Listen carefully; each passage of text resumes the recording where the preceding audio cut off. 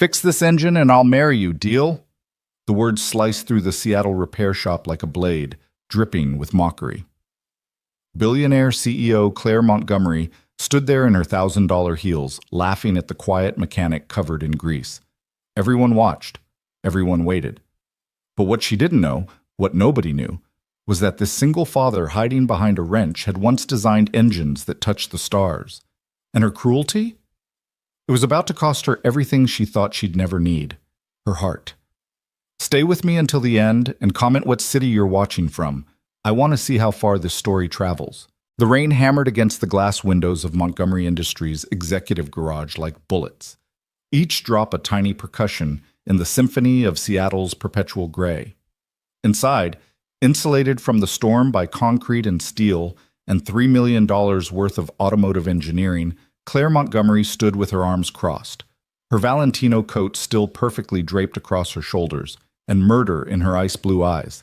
Her Aston Martin Valkyrie, custom-built, one of only 150 in the world, painted in a shade of midnight blue so deep it looked like liquid sapphire, refused to start. "Unacceptable," she hissed into her phone, her voice sharp enough to cut glass. "I don't pay you people a premium to tell me you're working on it. I pay you to make problems disappear." On the other end, her personal mechanic, formerly her personal mechanic, stammered something about electrical systems and diagnostic computers. Claire didn't care about the details. She never had. That's what she paid people for. "You have 2 hours," she said, and ended the call with the kind of finality that had closed billion-dollar deals and ended careers. But 2 hours later, the car still sat silent. 3 hours after that, Claire Montgomery did something she hadn't done in 15 years. She admitted she needed help she couldn't buy with a phone call. "Davies Street Automotive," her assistant had suggested nervously, scrolling through her tablet. "They have a 5-star rating, and they're only a public garage?" Claire's perfectly sculpted eyebrow arched. "You want me to take a $3 million vehicle to a place that probably services soccer mom minivans?"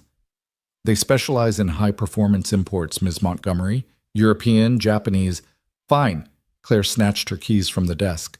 "But if there's so much as a fingerprint on the leather when I get it back, you're fired." The assistant had heard that threat before. So had the 12 assistants before her. What? Davies Street Automotive didn't look like much from the outside. Wedged between a Vietnamese restaurant and a laundromat in Seattle's industrial district, it was the kind of place Claire Montgomery would never notice, let alone enter. The building was old brick, probably from the 50s, with a faded sign that needed repainting and windows that could use a pressure wash. But the reviews didn't lie, and Claire Montgomery didn't make the same mistake twice. The tow truck had delivered her Valkyrie an hour ago. Now she stood in the waiting area, if you could call it that, surrounded by plastic chairs that looked like they'd survived 3 decades and coffee that smelled like it had been brewed during the Reagan administration. The place smelled like motor oil and old rubber and something else she couldn't identify. Honest work, maybe. The concept was foreign to her. Through the smudged window that separated the waiting room from the service bay, she could see her car, surrounded by men in coveralls who moved around it like priests approaching a shrine. "Ms. Montgomery?" Claire turned. The man approaching her was in his 50s, built like someone who'd spent his life lifting heavy things, with a face that had seen weather and wore it well. His coveralls had Davies stitched across the chest. "Jack Davies, I own the place." He wiped his hand on a rag before extending it. Claire looked at the hand like it was covered in disease, then back to his face. She didn't shake it. "My car," she said simply. "Can you fix it or not?" If Jack Davies was offended, he didn't show it. He'd probably seen worse. "We're running diagnostics now.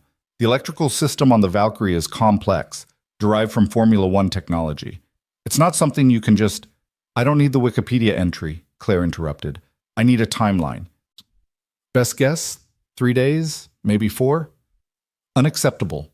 I need it tomorrow." Jack's weathered face didn't change. "Then you need a miracle, not a mechanic." "Then find me someone who can deliver both." For a long moment, Jack just studied her.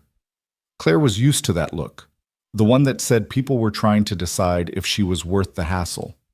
Usually, her money made the decision for them.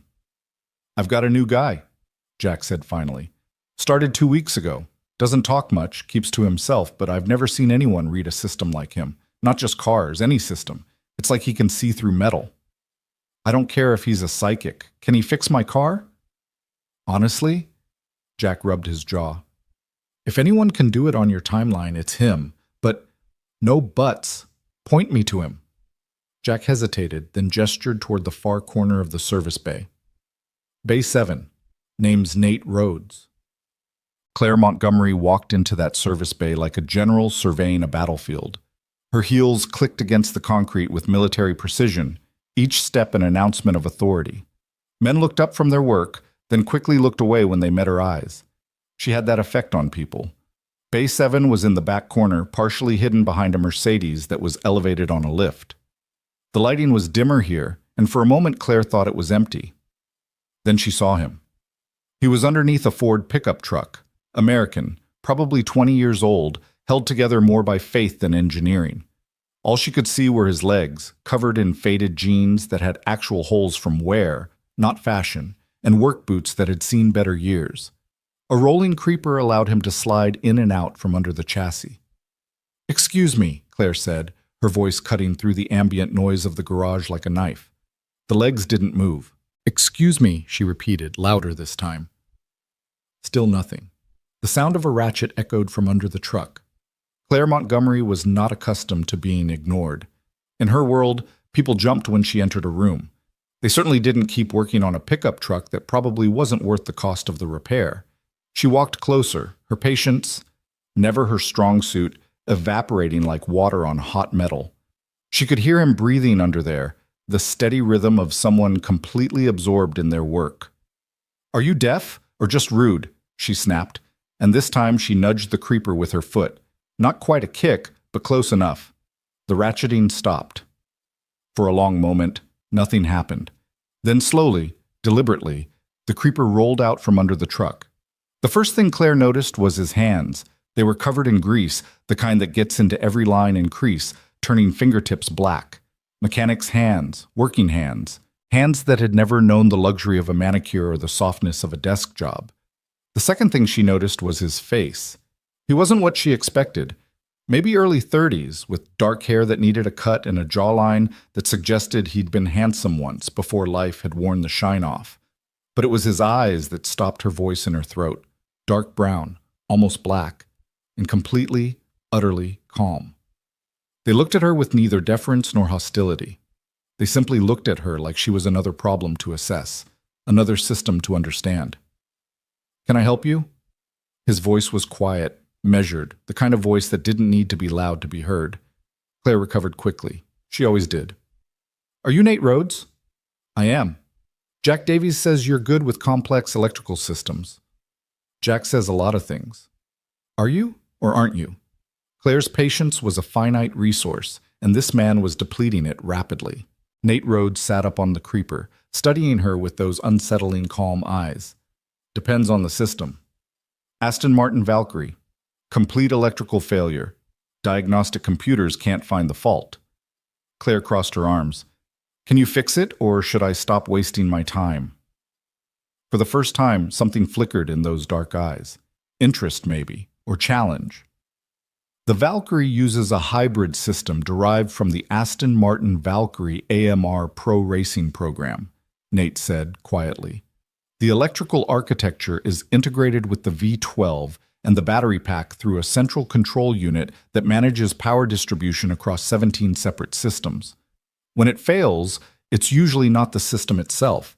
It's a cascade effect from a single point of failure that the diagnostics miss because they're looking at the trees instead of the forest. Claire blinked. That was more words than she'd expected, and approximately 17 more technical details than she cared about. "So that's a yes?" Nate Rhodes looked at her for another long moment, then past her to where her Valkyrie sat in the middle of the bay like a sleeping predator. She watched his eyes trace the lines of the car, reading it like text. "Maybe," he said finally. "Let me look at it." "Now?" "You want it tomorrow, don't you?" It wasn't quite an answer, but Claire Montgomery didn't get where she was by accepting half measures. "Fine. Look at it. Then tell me if you can fix it." Nate stood up from the creeper, and Claire realized he was tall, maybe 6'1", with the kind of lean build that came from actual physical work rather than expensive gym memberships. He wiped his hands on a rag that was already so dirty it probably made them worse, then walked past her toward her car without another word. Claire followed, irritation and curiosity fighting for dominance in her chest. By the time she reached the Valkyrie, Nate was already inside it, sitting in the driver's seat with the door open, his grease-stained hands moving across the dashboard with surprising gentleness. He pressed the start button. Nothing. Tried again. Still nothing. Then he closed his eyes. Claire watched, confused, as this strange mechanic sat in her $3 million car with his eyes closed like he was meditating. "What are you doing?" she demanded. "Listening," Nate said without opening his eyes. "To what? It's not making any sound." "Everything makes sound, Miss Montgomery. Claire Montgomery. Everything makes sound, Ms. Montgomery. Even silence tells you something." Claire wanted to roll her eyes, wanted to snap that she didn't have time for Zen philosophy, but something stopped her. Maybe it was the complete certainty in his voice. Maybe it was the way his hands rested on the steering wheel like he was reading Braille. After what felt like an hour, but was probably only 2 minutes, Nate opened his eyes and got out of the car. He walked around it slowly, studying it from different angles, occasionally crouching to look underneath. "Well?" Claire's voice had more edge than she intended. Nate straightened, wiping his hands again, a nervous habit maybe, or just practical. "The diagnostic computers are right. There's no obvious fault. But the symptom pattern suggests a voltage drop somewhere in the primary power distribution. Could be a bad ground connection, could be a failing relay in the junction box, could be a short in the harness that only manifests under specific conditions." "In English, please." "It's like having a blackout in your house, but only in certain rooms and only sometimes. The problem isn't that there's no power coming in, it's that the power isn't getting where it needs to go. Can you fix it?" Nate looked at the car again, then back at her. "Probably, but it'll take time." "How much time?" "To do it right? 2 days, maybe 3. I need it tomorrow."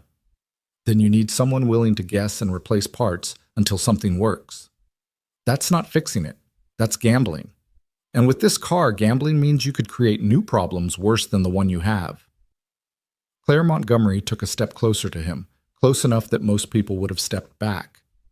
Nate Rhodes didn't move. "Mr. Rhodes, I'm not interested in explanations or excuses. I have a dinner meeting tomorrow night that I cannot miss, and I will not arrive in anything less than my own car. So here's what's going to happen. You're going to fix this car by tomorrow evening, and you're going to do it right. And if you can't, then you're wasting both our time." Nate met her eyes, and for a moment Claire saw something that looked almost like amusement. "You must be really important," he said quietly. "Excuse me?" "The car. The attitude. The assumption that the laws of physics bend to your schedule." He shook his head slightly. "You must be really, really important." Claire Montgomery had faced down boardrooms full of hostile shareholders. She'd negotiated with foreign governments and stared down corporate raiders. She was not accustomed to being mocked by men in coveralls. "I don't think you understand who you're talking to," she said, her voice dropping to the temperature of liquid nitrogen. "Claire Montgomery, CEO of Montgomery Industries. Net worth somewhere north of $2 billion, depending on the stock price. Youngest woman to ever helm a Fortune 500 company, known as the Ice Queen by Business Insider and the Barracuda by your competitors." Nate recited the facts like he was reading a grocery list. "Did I miss anything?" Claire stared at him. "How do you—" "Google, you're not exactly subtle with that custom license plate." She looked back at her car. He was right. Her vanity plate read CM-ON-TG1. Subtle had never been her brand. "So you know who I am," Claire said, recovering her composure. "Then you know that disappointing me is bad for business." "Is it?" Nate tilted his head slightly. "Are you going to leave bad Yelp reviews, get me fired, destroy my career?" There was no anger in his voice, no fear, just genuine curiosity. "I could." "You could," he agreed, "but you won't get your car fixed by tomorrow. See, Ms. Montgomery, here's the thing about machines. They don't care about your net worth. They don't care about your meetings or your deadlines or your threats. They work on their own timeline, and if you try to rush them, they break. sometimes permanently. Claire felt heat rising in her chest. Anger, yes, but something else too, something she didn't have a name for. So that's a no? She said icily. That's a let me think about it. Nate walked back to the car, popped the hood, and stared down into the engine bay. The Valkyrie's engine was a work of art, a 5-liter V12 that produced 1,160 horsepower, surrounded by carbon fiber and exotic metals and electronics worth more than most people's houses. Nate stood there for a long time, his eyes moving over the engine like he was reading poetry. Finally, he spoke without looking at her. If I try to do this on your timeline, I'm not making any promises. Maybe I find it in 6 hours. Maybe I don't find it at all. Maybe I find it and discover the part I need won't be here until next week. But you'll try. I'll try. He closed the hood with more care than she'd ever seen anyone handle her property. Then he turned to face her again, and this time there was something different in his eyes. A challenge. But I have a condition. Claire Montgomery did not accept conditions. She gave them. What? The word came out sharper than she intended. Nate Rhodes looked at her, and for just a moment she saw what might have been a smile ghost across his face. If I fix this car, and I mean really fix it, so it runs perfectly, you have to do something for me. Name it. I'll tell you when I fix the car. That's not how negotiations work, Mr. Rhodes. It is when you're the one who needs something, Ms. Montgomery. They stared at each other across the hood of the Aston Martin, and Claire Montgomery felt something she hadn't felt in years, someone treating her like a person instead of a checkbook. She should have walked away, should have called a tow truck, taken the car to the dealership in San Francisco, flown down in her private helicopter, should have reminded this nobody mechanic that she didn't negotiate with people who worked on their backs in the dirt. Instead, she heard herself say, "Fine, fix the car, name your price." Nate nodded once, then walked to the service bay's tool cabinet. When he came back, he was carrying a tablet and what looked like a small laptop. He set them on a rolling cart next to the Valkyrie and got to work without another word. Claire stood there for a moment, uncertain. She wasn't used to being dismissed, especially not after making a deal. But Nate Rhodes had already forgotten she existed. His entire focus was on the car, on the diagnostic screen, on whatever invisible problem he was hunting. She turned to leave, her heels clicking on the concrete. "Ms. Montgomery?" His voice stopped her at the door to the waiting room. "What?" "This is going to take a while. The waiting room's not comfortable. You should go home. Come back tomorrow." "I'll decide what I should do, Mr. Rhodes." "Suit yourself." He plugged a cable into the car's diagnostic port and turned back to his screens. Claire Montgomery stood in that doorway for a full minute, watching this man ignore her with the kind of complete indifference she'd only ever dreamed of having. Then, against every instinct she had, she walked back to the waiting room, sat down in one of those terrible plastic chairs, and waited. 3 hours later, Claire was still waiting. She'd made 17 phone calls. She'd answered 43 emails. She'd reviewed and approved 2 acquisition proposals, denied 3 budget requests, and fired 1 regional manager who'd missed his quarterly targets. She'd done more work from that plastic chair than most people did from their offices. But she hadn't left. Through the window, she could see Nate Rhodes working. He moved with the kind of quiet efficiency that came from deep competence. No wasted motion, no frustration, just steady, methodical problem solving. At one point, Jack Davies brought him what looked like a sandwich and a coffee. Nate ate while staring at the diagnostic screen, his eyes never leaving the data scrolling past.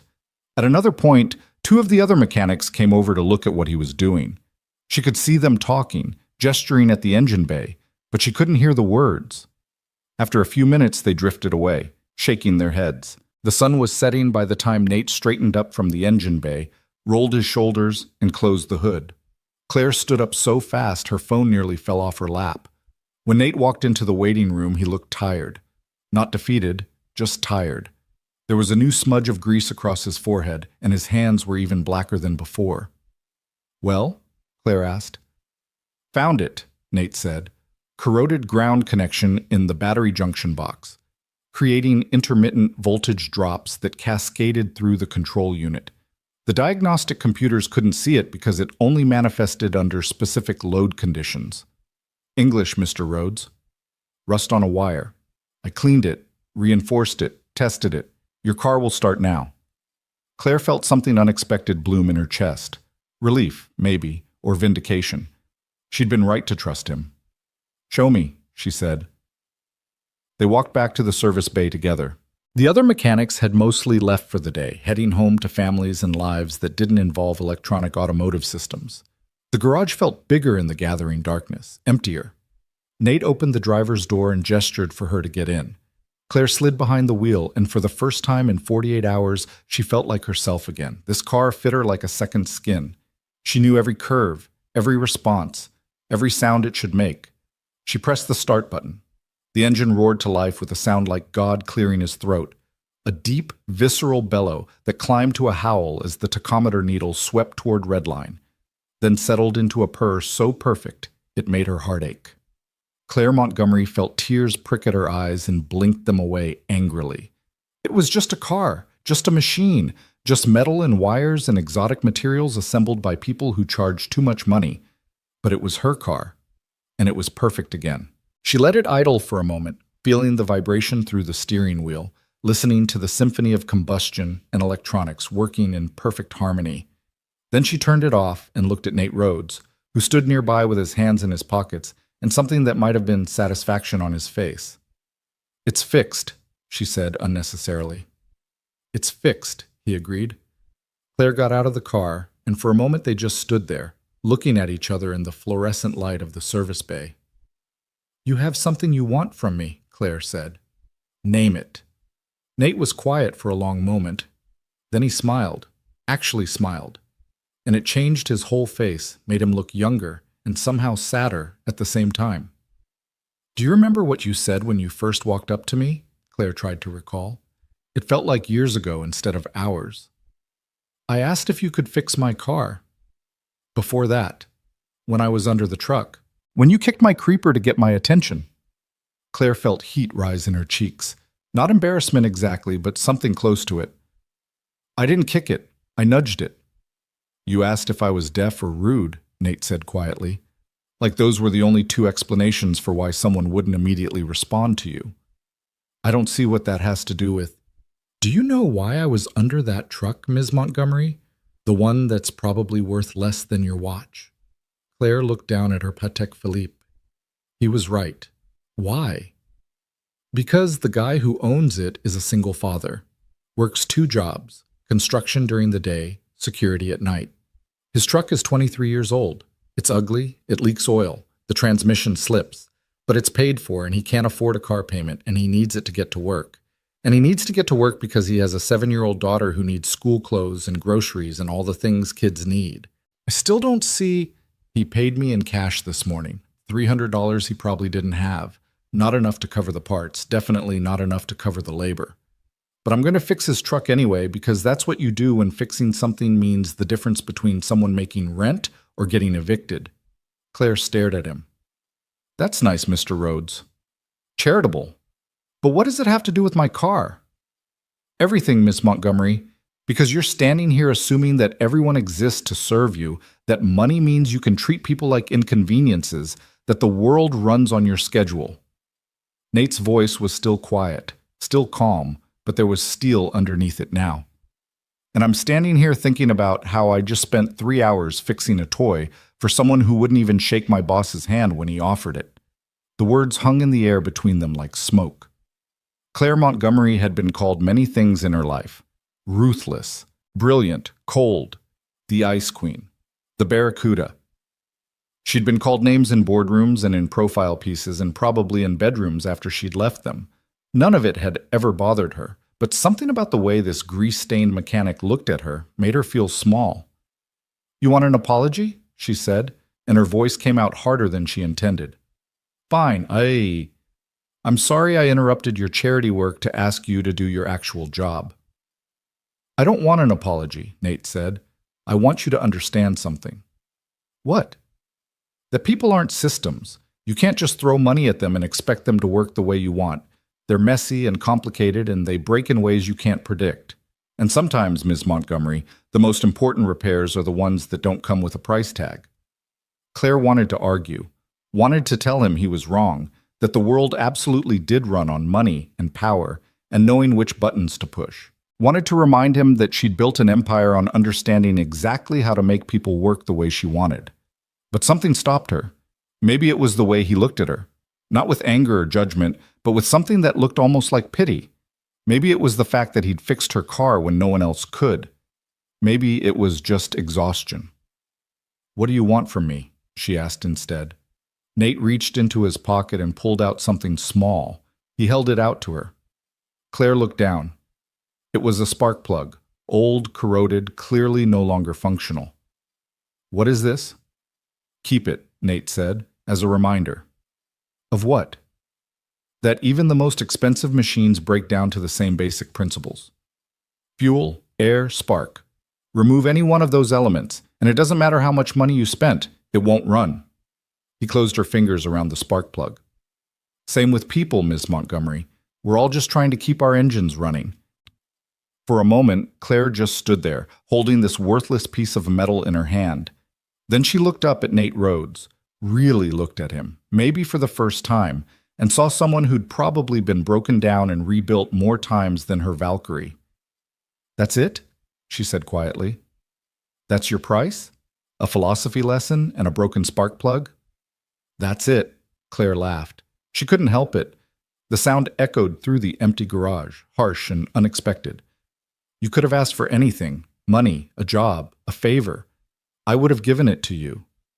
"I know." "And you chose this?" "I did." Claire turned the spark plug over in her hand, feeling its weight, its roughness. "You're either the wisest man I've ever met or the stupidest." "Probably a little of both," Nate said, and that ghost of a smile was back.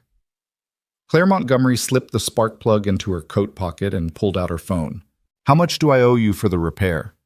$600 for the parts and labor. Shop rate." Claire started to laugh again, then realized he was serious. $600? I was prepared to pay 10 times that. "Then donate the difference to a charity," Nate said. "Or don't. It's your money." She stared at him for another long moment, then pulled up her payment app and sent Jack Davies' shop $6,000. $600 for the repair, she said. "The rest is for the guy with the truck. Tell him it's from an anonymous donor." Nate's eyes widened slightly. "Miss Montgomery, you don't have to." "I know I don't have to. I want to." She slipped her phone back into her pocket. "Consider it my tuition for today's philosophy lesson." For the first time, Nate Rhodes looked uncertain. "Thank you." "Don't thank me. Just fix his truck." Claire walked toward her car, then paused. "And Mr. Rhodes, the next time someone rudely interrupts your work, you should probably say something. The world has too many people like me and not enough people like you." She got in her Valkyrie, started the engine. It roared to life perfectly, just like he'd promised, and drove out of that garage into the Seattle rain without looking back. But that night, alone in her penthouse apartment with its floor-to-ceiling windows overlooking the city, Claire Montgomery pulled the spark plug out of her pocket and set it on her desk. She stared at it for a long time, this worthless piece of metal that a strange mechanic thought was worth more than money. And for the first time in 15 years since the day she'd sworn she'd never let anyone make her feel small again, Claire Montgomery wondered if maybe she'd been measuring success with the wrong ruler all along. She picked up her phone and drafted an email to her assistant. "Find out everything you can about Nate Rhodes. Employment history, education, family, everything." Then she deleted it. Some mysteries, she decided, deserved to remain unsolved. Some people deserve to keep their privacy, to stay hidden in their corners of the world where they fixed trucks for single fathers and spoke to billionaire CEOs like they were human beings who needed to learn something. Claire set down her phone and picked up the spark plug again, turning it over in her hands. Fuel, air, spark. The basic elements of combustion, of movement, of life. She wondered what element she'd been missing all these years. And in a garage across town, Nate Rhodes finished fixing the single father's truck, locked up the shop, and drove home in his own vehicle, a 10-year-old Honda with 160,000 miles and a passenger seat that still had a booster seat in it. He was thinking about a woman in expensive heels who'd looked at him like he was nothing and then like he was something, and then like he was a question she didn't know how to answer. He wondered if their paths would cross again. He hoped not. People like Claire Montgomery were beautiful and dangerous in equal measure, like the cars they drove, engineered for speed and power but prone to catastrophic failure when something small went wrong. Nate had enough broken things in his life. He didn't need to add a billionaire to the list. But as he pulled into the driveway of his small rental house in a neighborhood that would never see an Aston Martin, as he quietly opened the door and checked on the small girl sleeping in the bedroom with the nightlight shaped like stars, as he stood in the doorway and watched her breathe with the kind of desperate attention that only parents of sick children understand, Nate Rhodes thought about Claire Montgomery one more time. And he wondered if maybe, just maybe, she was more broken than he'd realized. And maybe, just maybe, some broken things were worth fixing, even if they came with a price tag you couldn't afford. He closed his daughter's door softly and went to bed, where he dreamed of engines that wouldn't start, and women with ice in their eyes, and little girls who needed their fathers to be strong enough to hold the world together with nothing but grease and hope and love. The rain continued to fall on Seattle, washing the streets clean, carrying away the day's debris, and tomorrow, like every tomorrow, would bring new problems to solve, new systems to understand, new ways to fail or succeed at keeping the engines running. But tonight, in that small house with its cracked driveway and its overgrown lawn, and its father who'd once reached for stars but now reached only for whatever would keep his daughter alive one more day, there was peace. And across the city, in a penthouse worth more than most people would earn in a lifetime, a woman sat alone with a spark plug and wondered what it meant to be human instead of successful. Neither of them knew that their story was just beginning. Neither of them knew that sometimes the most important repairs are the ones that break you open first. And neither of them knew that a little girl with a failing heart would be the one to teach them both what fuel, air, and spark really meant when you applied them to a life instead of an engine. But they would learn. They would all learn. 3 weeks passed before Claire Montgomery thought about the spark plug again. Not because she'd forgotten. Claire Montgomery never forgot anything, especially not things that made her uncomfortable. But because thinking about it meant thinking about him, and thinking about him meant confronting questions she'd spent 15 years successfully avoiding. But the universe has a way of forcing confrontations, especially when you're running from them. It started with the smell. Claire was in the middle of a video conference with her board of directors, explaining why the Taipei acquisition was worth the premium they were paying when she caught it. Faint, chemical, wrong. Like burning rubber mixed with something sweet and toxic. She paused mid-sentence, her nose wrinkling. "Ms. Montgomery?" One of the board members leaned toward his camera. "Are you all right?" "Fine," she said automatically, but she wasn't. The smell was getting stronger. She glanced around her office, 1,800 square feet of minimalist luxury on the 43rd floor, but saw nothing obviously on fire. Then her assistant burst through the door without knocking, which meant emergency. "The parking garage," Jennifer gasped. "Your car!" Claire was out of her chair before the sentence finished. The board of directors found themselves staring at an empty screen as their CEO disappeared without explanation, which was somehow both surprising and completely expected. She took the elevator down 30 floors, her heart hammering in a way that had nothing to do with exertion and everything to do with the primal fear of losing something irreplaceable. The smell got worse the lower she went, acrid and thick enough to taste. When the elevator doors opened on the parking level, she saw smoke. Not a lot, just a thin gray haze hanging in the air like fog, but enough to make her throat tighten. Her Valkyrie sat in its reserved spot, and even from 50 feet away she could see something was wrong. The hood was slightly open, and wisps of smoke curled out from underneath like dying breath. The building's security guard, Thompson, she thought his name was, stood nearby with a fire extinguisher, looking uncertain. "I didn't touch anything, Ms. Montgomery," he said quickly, "but I called 911 and notified building maintenance. The fire department should be here in—" "Open the hood," Claire interrupted. "Ma'am, I don't think that's—" "Open it." Thompson set down the extinguisher and approached the car like it might explode. Maybe it would. Claire didn't care. She walked right up beside him, close enough to feel the heat radiating from the engine bay. When he popped the hood fully open, the smoke thickened briefly, then began to dissipate. Claire stared down at her engine, her perfect $3 million engine that had been running flawlessly for 3 weeks, and saw melted plastic, scorched wiring, and what looked like a small fire that had burned itself out. Jesus, Thompson breathed. Claire pulled out her phone and called the last number she'd sworn she wouldn't call. He answered on the third ring. Davies Automotive, this is Nate. My car is on fire. Claire's voice was remarkably steady considering her hands were shaking. A pause. Miss Montgomery? Well, it was on fire. Now it's just smoking, but something definitely burned. The wiring, I think. The plastic. Where are you? His voice had changed, gone sharp and focused. My office building. Underground parking. I haven't driven it since yesterday morning, and when I got here this morning, everything was fine, and now— Don't touch anything, Nate interrupted. Is the fire out? Yes. Completely out? No flames, no glowing metal? Claire looked down at the engine bay again. The smoke was almost gone now, leaving behind the acrid smell and the evidence of catastrophe. Yes, it's out. Good. Don't try to start it. Don't touch the battery. Don't let anyone else touch anything. She could hear movement on his end, the rustle of fabric, the jingle of keys. What's the address? Claire gave it to him, her brain cataloging the strangeness of the situation even as she spoke.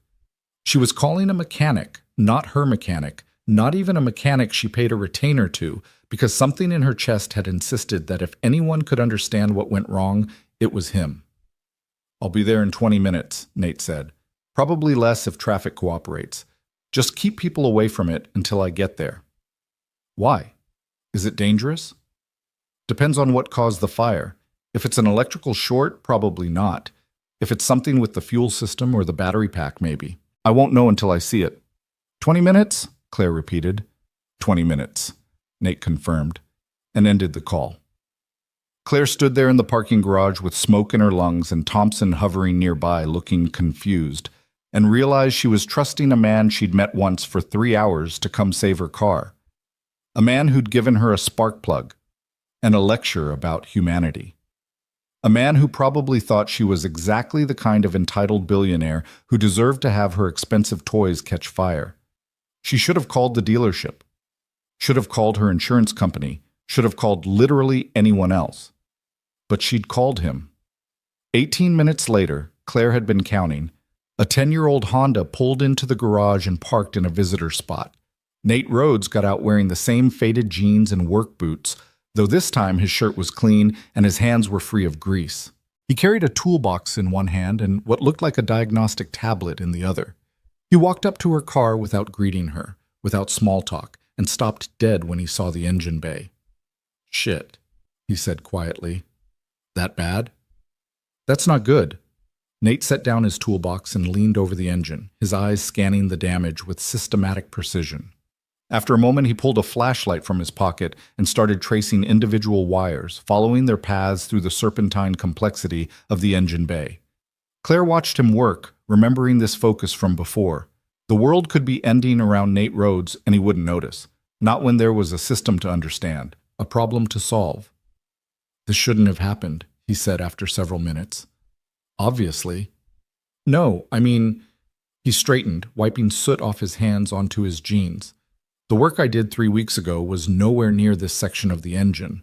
This is the climate control wiring harness. Different system entirely. So what caused it? Nate shook his head slowly. Could be a lot of things. Manufacturing defect, rodent damage, voltage spike from a bad charging system. But he bent down again, this time using his flashlight to peer deep into the engine bay, contorting his body to see around the V12. Miss Montgomery, when did you last drive the car?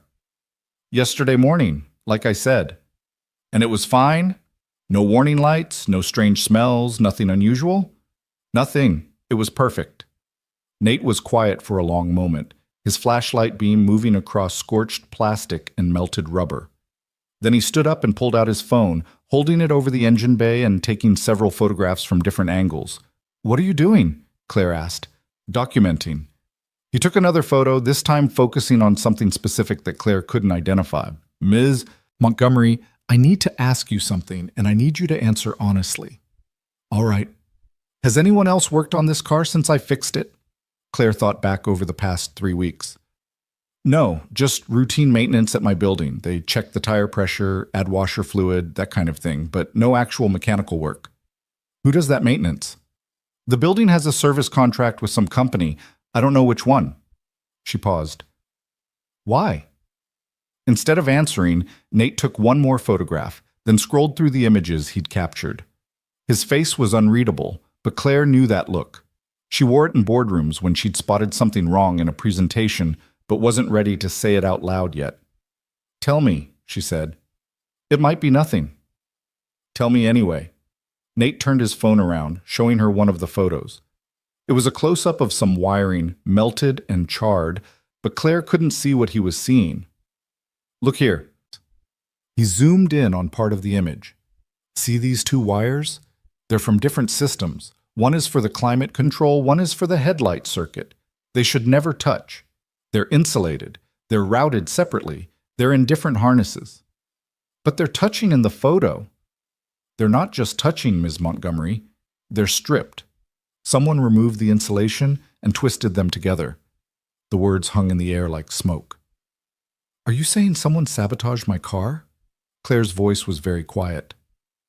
I'm saying someone modified your car in a way that would definitely cause an electrical short, which would definitely cause a fire, which would definitely total the vehicle if it happened while you were driving on the highway. Nate put his phone away. But I'm also saying I could be wrong. Maybe it's just damage from the fire itself. Maybe the insulation melted off and they touched by accident. Maybe you don't believe that. No, Nate admitted. Nate, I don't. Claire Montgomery had survived hostile takeovers and attempted boardroom coups. She'd received death threats from environmental activists and hate mail from shareholders who thought a woman had no business running a manufacturing company. She'd been followed by private investigators hired by competitors and had her office swept for bugs twice a year. But she'd never had someone try to kill her with her own car. I need you to fix it, she said. Miss Montgomery, I need you to fix it, and I need you to figure out who did this. Nate stared at her. I'm a mechanic, not a detective. You should call the police. And tell them what? That maybe someone tampered with my car? That you think some wires were stripped, but you're not sure? They'll write a report and file it away and nothing will happen. Claire crossed her arms. But you can fix it, and while you're fixing it, you can figure out how someone did this without leaving obvious evidence. And once we know how, we can figure out who. That's not, name your price, Mr. Rhodes. It's not about price. Nate's voice was firm. This is serious. If someone really did sabotage your car, that's attempted murder. You need professionals. You are a professional. Not that kind.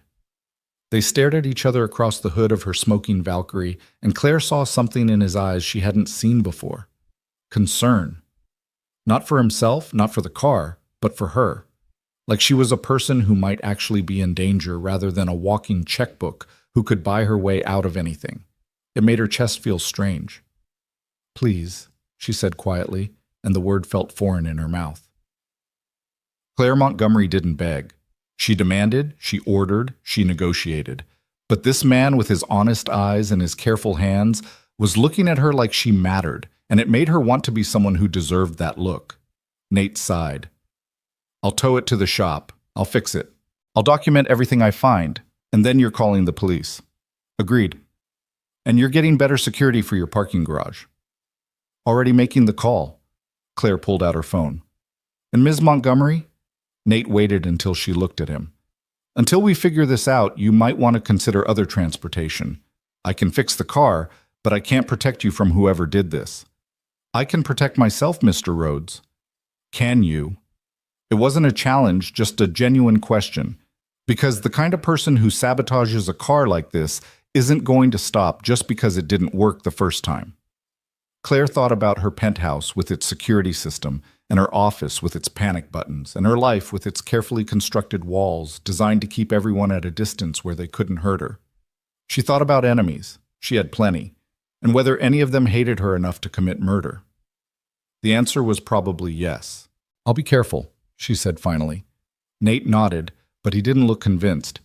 He pulled out his phone and made a call. Jack, it's Nate. I need you to send a flatbed to... He looked at Claire and she gave him the address again. Yeah, Aston Martin. Possible sabotage. I'll explain when I get back. He ended the call and turned back to the car. The truck will be here in 30 minutes. I'll follow it back to the shop and start the repair. How long?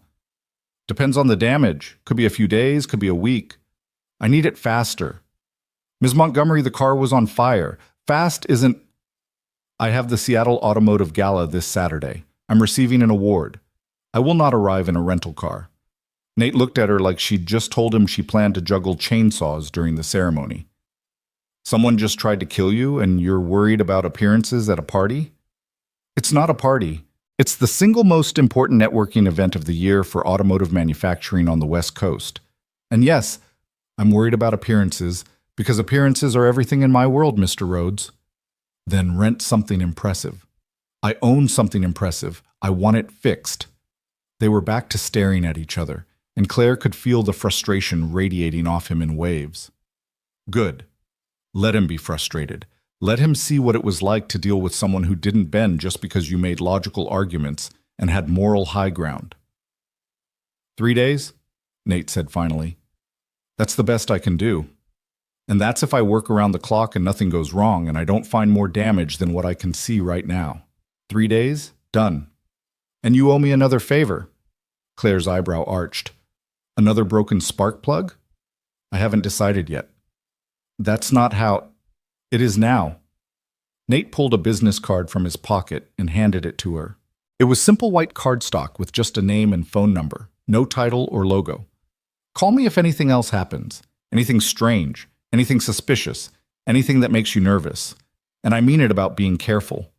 Claire took the card, her fingers brushing his for just a moment. His hands were clean today, but she could still see the permanent stains in the creases, the small scars that came from years of working with sharp metal and hot engines. Hands that fixed things. Hands that built instead of destroyed. Why do you care? She asked quietly. Nate looked surprised by the question. What? Why do you care if something happens to me? I was rude to you. I kicked your creeper. I treated you like you existed to serve me. So why do you care whether someone tries to kill me or not? For a long moment, Nate didn't answer. He just looked at her with those dark, steady eyes that saw too much. Because everyone deserves to be safe, Miss Montgomery, he said finally. Even people who kick creepers. Then he turned and walked back to his Honda, leaving Claire standing alone in the parking garage with smoke in her lungs and something uncomfortable blooming in her chest that felt dangerously close to guilt. The flatbed arrived 23 minutes later.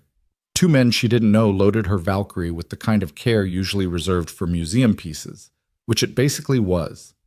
Claire watched them secure it to the truck, watched them drive away with her baby, and felt the loss like a physical thing. Then she pulled out her phone and made 3 calls. The first was to her head of security, demanding a full audit of her parking garage access logs and security camera footage. The second was to her personal attorney, instructing him to begin a quiet investigation into anyone who might want her dead, competitors, disgruntled employees, activists, anyone. The third was to Jennifer, telling her to clear everything non-essential from her calendar for the rest of the day. Because Claire Montgomery needed to think, and thinking meant going home, pouring a scotch she wouldn't drink, and standing at her floor-to-ceiling windows watching the city move below her like blood through veins while she tried to figure out who hated her enough to commit murder. The list was longer than she wanted to admit, but as the afternoon light faded and the city began its transformation from business to nightlife, as Claire stood there in her perfect apartment holding her untouched scotch and staring at nothing, she found herself thinking not about enemies or sabotage or security protocols.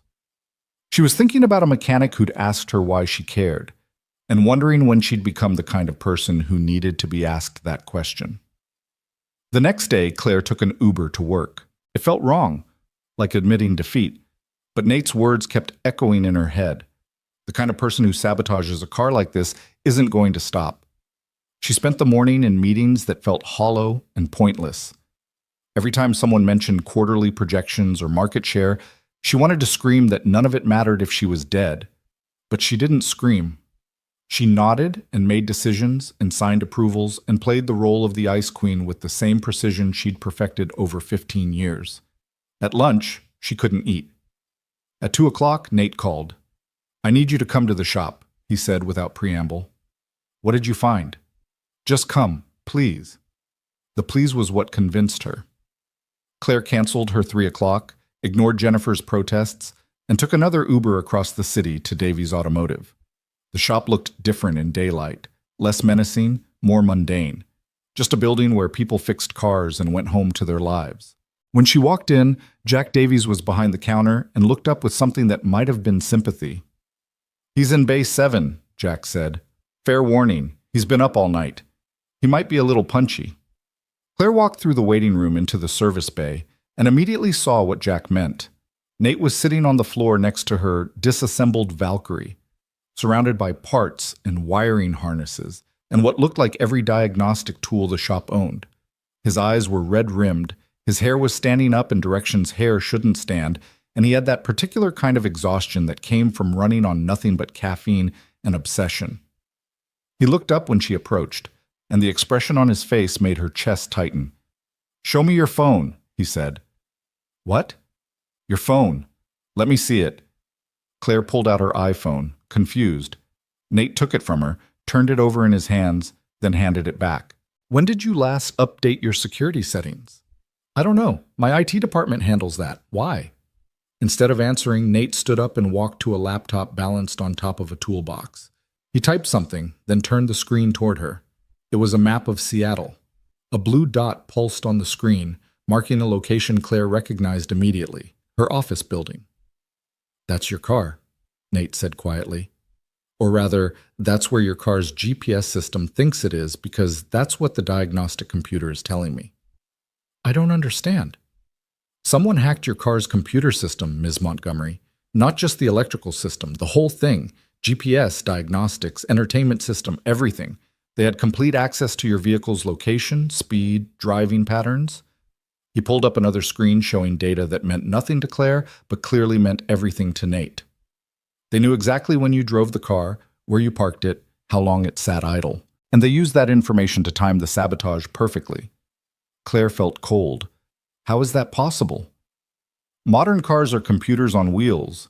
Everything's connected, to the internet, to your phone, to cloud services. It makes them convenient. It also makes them vulnerable. Nate rubbed his eyes. The question is how they got access in the first place. These systems are supposed to be secure. Breaking in requires either serious hacking skills or physical access to the vehicle. "The maintenance people," Claire said immediately. "The ones who check the tire pressure." "Maybe, but there's something else." Nate pulled up a different screen. "I found spyware in your car's system, not just a hack to cause the fire, actual surveillance software. Someone's been tracking you, Ms. Montgomery, for weeks, maybe months." The cold feeling spread. "Tracking me how?" "Everywhere you drive. Everyone you meet, at least everyone you drive to meet. Your patterns, your routines, your habits." His voice was gentle but firm. "This isn't just someone who wanted your car to catch fire. This is someone who's been studying you, learning you, planning something bigger." Claire sat down on a rolling stool before her legs could give out. "Can you tell who installed it?" "No. Whoever did this knew what they were doing. They covered their tracks well. But Ms. Montgomery..." Nate crouched down so he was at eye level with her. "You need to take this to the police. This is way beyond a car repair. This is stalking, hacking, attempted murder. This is serious." "They won't be able to do anything," Claire heard herself say. "I have enemies, Mr. Rhodes. Powerful enemies. People with resources and motivation. The police will write a report and tell me to be careful and maybe assign a patrol car to drive past my building a few extra times, but they won't stop whoever did this." "Then hire private security." "I have private security. Better private security." Claire laughed, and it came out brittle. "You know what the funny thing is? I've spent 15 years building walls, security systems, background checks, NDAs, attack lawyers. I've made myself untouchable, and someone still got close enough to wire my car to burn." Nate was quiet for a moment, then he said, "Can I show you something?" "What?" He walked to the corner of the bay and picked up a small object, then brought it back to her. It was a teddy bear, old, worn, missing one eye, its fur matted from years of being loved. "This is Mr. Patches," Nate said, and his voice had changed, gone soft with memory. "My daughter Stella's teddy bear. She's had him since she was born. Sleeps with him every night, takes him to doctor's appointments, won't go anywhere without him." Claire looked at the bear, confused about where this was going. "Last year," Nate continued, "we were at the hospital. Stella has a heart condition. We're there a lot. And we got home and realized we'd left Mr. Patches behind. It was 10 at night. Stella was already in bed, but she woke up crying because Mr. Patches wasn't there." He turned the bear over in his hands. "I drove back to the hospital. It's 40 minutes each way. And the whole time I was driving, I was thinking about how ridiculous it was. It's just a stuffed animal, just fabric and stuffing and plastic eyes. It has no value. It doesn't do anything. But to Stella, it's everything." "I don't see what this has to do with— My point is that security isn't just about walls and systems and keeping people out," Nate interrupted gently. "It's about knowing what's worth protecting and why. And sometimes the things we think are valuable aren't. And sometimes the things we think are worthless are everything." He handed her the teddy bear. Claire took it automatically, feeling the worn fabric, the places where Stella's small hands had held it so many times, the fur had rubbed away completely. "You think I'm protecting the wrong things," Claire said quietly. "I think you're protecting yourself from the wrong threats." Nate sat down on the floor, his back against her disassembled car. "Someone wants to hurt you, Ms. Montgomery, and they're smart enough and patient enough to plan it carefully. That's scary. But you know what's scarier? Realizing that all your walls and security systems and careful distance didn't stop them, because they were never trying to break through your defenses. They were just waiting for you to drive away from them." Claire stared at the teddy bear in her hands and felt something crack open in her chest, something that had been frozen for so long she'd forgotten it was there. "I don't know how to do this," she whispered. "I don't know how to be someone who needs help." "Then learn." Nate's voice was kind but firm.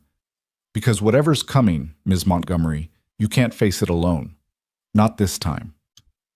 They sat there in the quiet of the garage, surrounded by the pieces of her $3 million car, and Claire Montgomery held a teddy bear that belonged to a little girl she'd never met, and wondered when her life had become something that could be fixed with wrenches and wisdom instead of money and power. "Will you help me?" she asked, and the question felt like jumping off a cliff. "Help you how?" "Figure out who did this, why they did it, how to stop them." She looked up at him. "You see systems, Mr. Rhodes. You understand how things work, how they break, how to fix them. Help me understand this system. Help me see what I'm missing." Nate was quiet for a long time. Then he said, "On one condition." "Name it."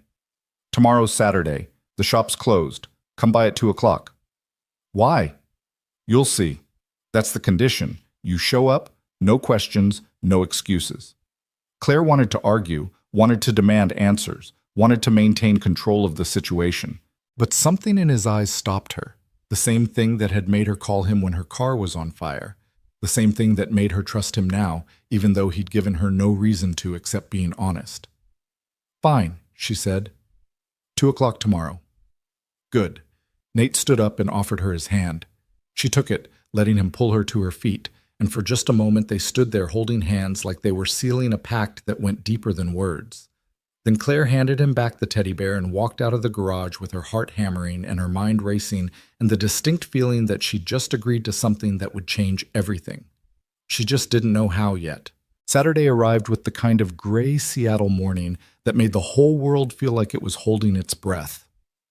Claire woke at 5:30. Her body clock didn't believe in weekends and spent 3 hours pacing her penthouse trying to convince herself she wasn't nervous about a 2 o'clock appointment with a mechanic. She failed spectacularly. By noon, she'd changed clothes 4 times. The Chanel suit felt too formal. The jeans felt too casual. The dress felt like she was trying too hard.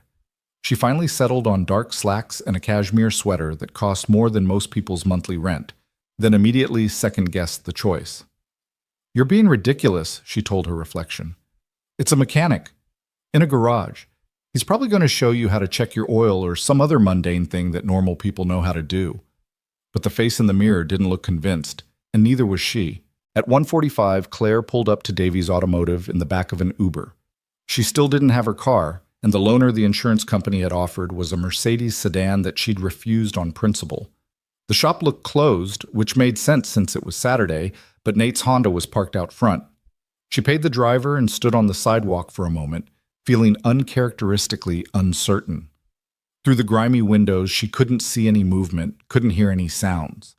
For a brief, irrational moment, she wondered if this was a setup, if Nate Rhodes was actually the one who'd sabotaged her car, and this whole thing was an elaborate trap. Then the door opened, and he was there, and all her paranoid thoughts evaporated like morning fog. "You came," he said, and he sounded genuinely surprised. "You asked me to." "Yeah, but you're Claire Montgomery. I figured there was a 50-50 chance you'd send an assistant with an excuse about an emergency meeting." "I don't have emergencies on Saturdays." It was a lie, but a small one. Nate smiled, actually smiled, wide and genuine, and it transformed his face completely. "Come on, we're out back." "We?" But he was already walking through the garage, weaving between the silent cars waiting for Monday's repairs. Claire followed, her expensive shoes clicking on concrete that had seen decades of oil stains and dropped tools and the evidence of hard work. The back door led to a small parking lot she hadn't known existed, just a patch of cracked asphalt surrounded by a chain-link fence. In the middle of the lot was a picnic table that looked like it had been rescued from a park somewhere, and sitting at that table was a little girl. Claire stopped walking. The girl was maybe 7 or 8, with dark hair pulled into a slightly crooked ponytail and eyes the same deep brown as Nate's. She wore a purple hoodie with a unicorn on it and pink sneakers that lit up when she kicked her feet against the bench. In front of her was what looked like homework, a workbook and colored pencils scattered across the table's weathered surface. But it was her face that made Claire's chest tighten, pale, almost translucent, with shadows under her eyes that no child should have. The face of someone who'd spent too much time in hospitals, who understood pain and fear in ways that should be reserved for adults. "Stella," Nate said gently, "this is Ms. Montgomery, the one I told you about." The little girl looked up and her eyes went wide. "You're the princess with the magic car." Claire blinked. "I'm the what?" "Daddy said you have a car that's so special only he could fix it, like a magic spell." Stella's voice was soft but clear, with the kind of seriousness that came from children who'd learned to be careful with their words. "That means you must be a princess. Only princesses have magic cars." "Stella has very specific logic," Nate said, and there was so much love in his voice it hurt to hear. "Once she's decided something, there's no arguing with her." "I'm not a princess," Claire said automatically. "That's what a princess would say if she was hiding," Stella countered, then coughed. A wet, rattling sound that made Nate's jaw tighten. He was beside her in an instant, pulling a small medical bag from under the table. He listened to her breathing with a stethoscope that looked well used, checked her pulse, studied her face with the kind of attention Claire had only ever seen in emergency rooms. "Scale of 1 to 10, he asked quietly. 3, Stella said. "Maybe 4. I'm okay, Daddy." "You promised you'd tell me if it got to 5. "It's not 5, I promise." She looked at Claire and smiled, trying to be brave. "I have a broken heart. Not like sad broken. Actually broken. The doctors say it doesn't pump blood right. So sometimes I get tired and cough, and Daddy worries even though I tell him not to." Claire felt something twist in her chest.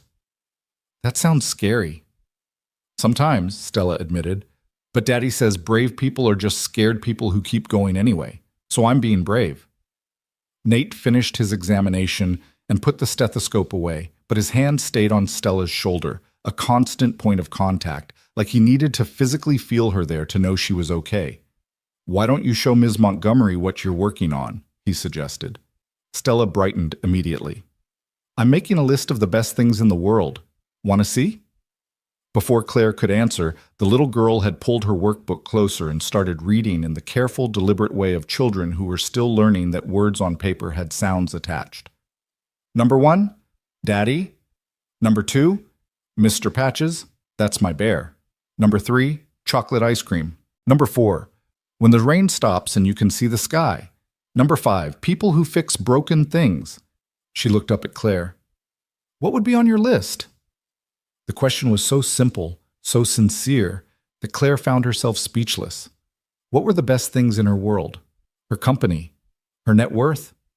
The view from her penthouse? None of those answers felt right with this child looking at her with eyes that had seen too much and still found joy in chocolate ice cream and clearing skies. I don't know, and Claire admitted quietly. I've never made a list like that. Stella looked genuinely shocked. Never? Never. That's sad. The little girl tilted her head, studying Claire with an intensity that reminded her of Nate. Maybe you should make one. Daddy says making lists helps you remember what matters when you forget. And when do you forget? Claire asked. When I'm in the hospital and I'm scared and everything hurts. Stella's voice didn't waver. I read my list and remember there are good things waiting when I get out. It helps. Claire had negotiated billion-dollar deals. She'd faced down hostile boards and aggressive competitors. She'd built an empire on being harder and colder and more ruthless than anyone expected a woman could be. But this little girl with her broken heart and her list of good things made her feel more vulnerable than she'd felt in 15 years. I think that's very wise, Claire managed. Stella beamed. Daddy says I'm wise too. He says I'm the smartest person he knows. That's because you are, Nate said, ruffling her hair. Then he looked at Claire. Stella, I need to talk to Ms. Montgomery for a few minutes. Grown-up stuff. Can you work on your homework? Is it about who tried to hurt her? Stella asked with the kind of casual directness that made both adults freeze. Stella, I heard you on the phone, Daddy. You said someone sabotaged her car and she could have been hurt bad. She looked at Claire with those two old eyes. That's really mean. Cars are for going places, not for hurting people.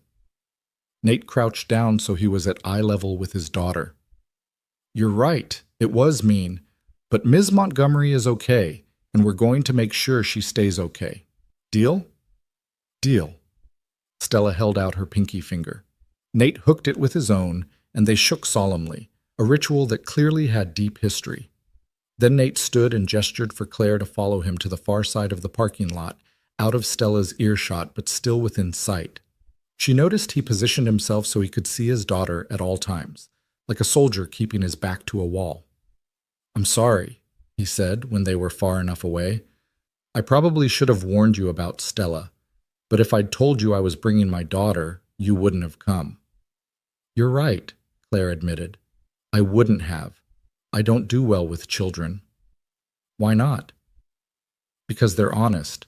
They ask questions nobody wants to answer, and they look at you like you're supposed to have everything figured out. She glanced back at Stella, who was bent over her workbook, tongue poking out in concentration. I don't have anything figured out, Mr. Rhodes. Nate, he corrected. If we're going to work together to figure out who's trying to kill you, you should probably use my first name. Then you should probably stop calling me Ms. Montgomery. What should I call you? Claire. The name felt strange in her mouth, vulnerable, stripped of titles and formality and all the armor she usually wore. Claire, Nate repeated, testing it out. Okay. So Claire, do you know why I asked you here today? To meet your daughter, apparently.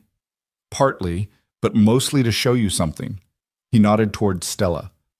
See how she keeps looking up from her homework? Not at us, at the fence line, the gate, the back door of the shop. Claire watched, and he was right. Every 30 seconds or so, Stella's eyes would flick up, scan her surroundings, then return to her work. She's checking escape routes, Nate said quietly. She's been doing it since she was 5. Every new place we go, she maps out the exits, identifies the safe spaces, plans how to get out if something goes wrong. That's, Claire struggled for the right word. That's heartbreaking. She's a child. She's a child who's coded twice, Nate said, and his voice was very carefully controlled. Once when she was 4, once when she was 6. Both times in hospitals, both times with doctors and nurses and machines designed to keep her alive. And both times, I wasn't there when it happened. Claire heard the guilt in his voice, raw and unhealed. The first time, I was at work. Got the call and drove 90 miles an hour to the hospital, ran through the ER like a crazy person, and found her hooked up to machines I couldn't understand with doctors telling me they'd almost lost her. The second time, I was home asleep. She woke up in the middle of the night not breathing right, and by the time I realized something was wrong and called 911, she'd passed out. He rubbed his face, and Claire saw the exhaustion there, not just physical, but soul deep. The exhaustion of someone who'd been fighting a war they couldn't win. After that second time, she started checking exits, started planning, started taking control of the only thing she could control, knowing where to run if she needed to. She was 6 years old, and she'd learned that the world was dangerous and unreliable, and that sometimes the people who were supposed to protect you weren't there when you needed them. "But you were there," Claire said softly. "You got her to the hospital. You saved her." "I was almost too late." Nate's jaw tightened, and that almost lives in my head every single day, every time she coughs, every time she gets tired, every time she looks a little too pale. I wonder if this is it, if this is the time I'm too late. Claire understood suddenly why he'd brought her here, why he'd wanted her to meet Stella. This wasn't about the car or the sabotage or the investigation. This was about showing her what fear actually looked like, not boardroom fear or competitive fear or the fear of losing money. This was the fear of losing everything that mattered. "She needs a transplant," Claire said. It wasn't a question. Eventually, her cardiologist says she's stable for now, could be years before she needs one. But stable is relative when you're talking about a kid whose heart is basically held together with hope and medication. He looked back at his daughter, and the love on his face was so fierce it made Claire's chest ache. "I sold everything after her mother died. The house, the retirement accounts, anything I could liquidate. Put it all into a medical fund. But transplants are expensive, and the waiting lists are long, and insurance only covers so much." "That's why you became a mechanic," Claire said, pieces clicking into place. "You needed flexible hours, needed to be able to drop everything if she had an emergency." "I used to design guidance systems for satellites," Nate said, and there was no bitterness in his voice, just statement of fact. "Worked for an aerospace contractor in California. Good money, interesting work, all the prestige you could want. But the hours were brutal, and after Sarah died, after I was alone with Stella and her heart condition, I couldn't do it anymore. Couldn't miss doctor's appointments because of meetings. Couldn't work 80-hour weeks when my daughter needed me home." He shrugged, a gesture that tried to minimize something that must have cost him everything. "So I moved back to Seattle, where I grew up. Took some mechanical courses, turns out electrical engineering translates pretty well to automotive systems, and started fixing cars. Hours are better, pay is worse. But I'm here when Stella needs me, and that's what matters." Claire thought about her own father, a man she'd barely known, who'd chosen his company over his family every time, who'd died of a heart attack in his office at 63, surrounded by contracts instead of people who loved him. She thought about the empire she'd built in his image, the hours she worked, the relationships she'd sacrificed. She thought about what she'd given up to be successful and wondered if she'd been measuring success wrong all along. "Why are you telling me this?" she asked. Nate turned to face her fully. "Because you asked me to help you figure out who's trying to kill you, and I will. I'll fix your car. I'll document everything. I'll help you understand the system. But I need you to understand something first." "What?" "Why I'm doing this. Why I'm willing to get involved in something that could be dangerous, that could put me at risk, that could take time away from Stella." His eyes held hers. "It's not for money. It's not for excitement. It's not even because I particularly like you. No offense." "None taken," Claire said dryly. "I'm doing it because Stella checked your exits while we've been talking. She looked at you and sized up whether you were a threat. And then, after she decided you were safe, she went back to her homework." Nate's voice softened. "She's 8 years old, Claire. She shouldn't have to evaluate threats. She shouldn't have to plan escape routes. She should get to be a kid who thinks about chocolate ice cream and lists of good things." "I don't understand what that has to do with—" "It has everything to do with it," Nate interrupted gently. "Because every time someone like you, someone with power and resources and the ability to make a difference, gets hurt by people who think they can get away with it, it makes the world a little more dangerous. For everyone. Including kids like Stella, who are just trying to survive." He looked back at his daughter, and Claire followed his gaze. Stella had abandoned her homework and was now coloring something with deep concentration, her tongue still poking out between her teeth. "I want her to grow up in a world where people who do bad things get caught," Nate continued, "where justice exists, where being rich and powerful doesn't mean you're above the law, but it also doesn't mean you're a target for people who want to tear you down. I want her to believe that good people can win, that systems can work, that everything broken can be fixed if you just care enough to try. His voice cracked on the last word, just barely, but Claire heard it. So yeah, he said, I'll help you. Not because you're paying me or because I think you deserve it, but because somebody tried to hurt you. And if we don't figure out who and stop them, they'll just do it again. To you. To someone else. And the world gets a little darker, and my daughter has to check one more exit. Claire stood there in that parking lot with the gray Seattle sky pressing down and a broken-hearted little girl coloring pictures 20 feet away, and felt something fundamental shift inside her. She'd spent 15 years believing that strength meant being untouchable, that success meant needing no one, that power meant building walls high enough that nothing could hurt you. But this man, this mechanic who'd given up everything to save his daughter, who fixed cars for single fathers and taught billionaires about spark plugs, he had more strength than anyone she'd ever met. And it came from exactly the opposite place. It came from caring so much it could destroy you. I'm sorry, Claire said quietly. Nate looked surprised. For what? For being the kind of person who made your daughter check my exits. For living in a world where people try to kill each other over money and power and stupid, meaningless things. For not having a list of good things. She looked at Stella, then back at Nate. For taking so long to realize that maybe I've been fixing the wrong problems. They stood in silence for a moment, and Claire felt the weight of it. All the years of choices that had led to this moment. All the walls she'd built. All the people she'd kept at arm's length. I don't know how to be different, she admitted, and the words cost her everything. Then learn, Nate said, echoing his advice from yesterday. Start small. Make a list. Find one good thing. Just one? It's harder than you think. Claire looked at Stella again, watching the little girl color with complete absorption, and thought about what would be on her list if she made one. The view from her penthouse? That felt hollow. Her company? That felt empty. Her Valkyrie? That had literally tried to kill her. What did she have that was good? What did she have that mattered?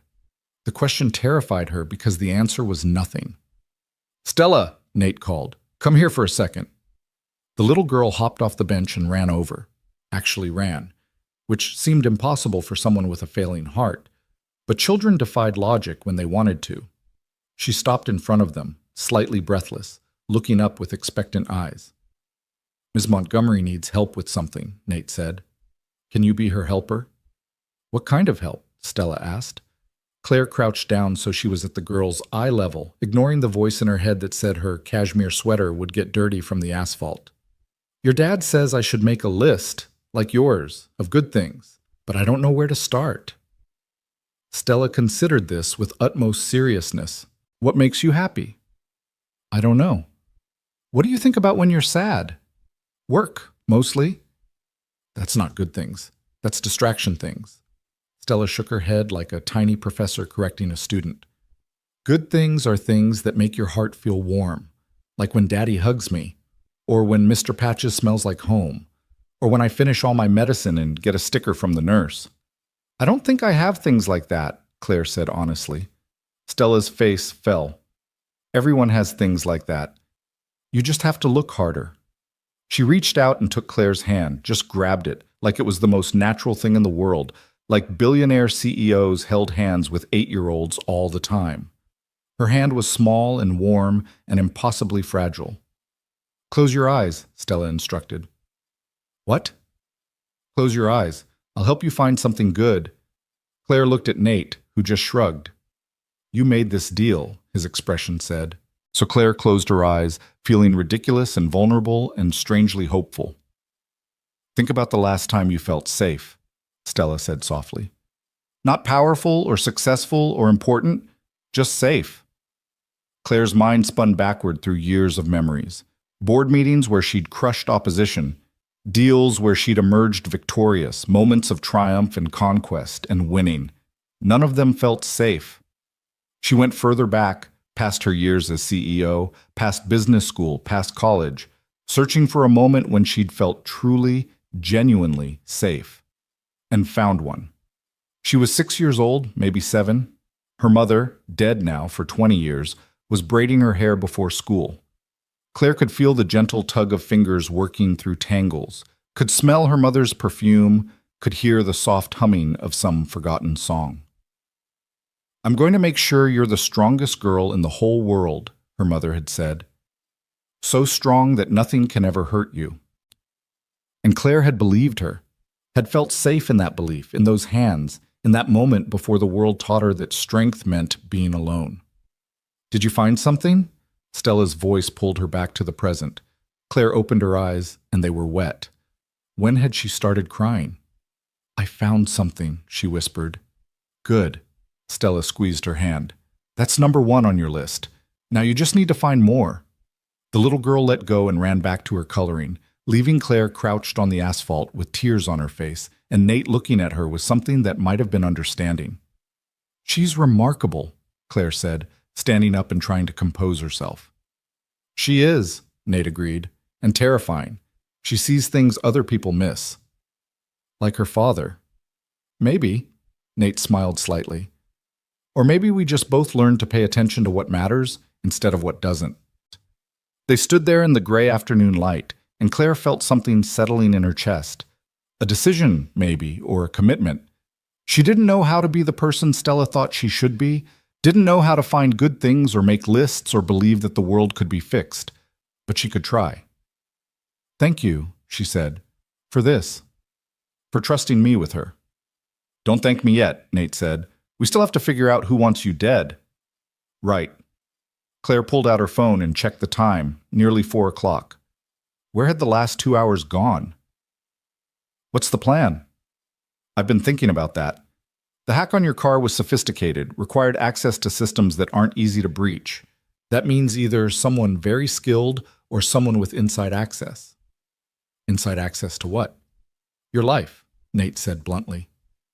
"Someone who knows your routines, your security protocols, your vehicle information.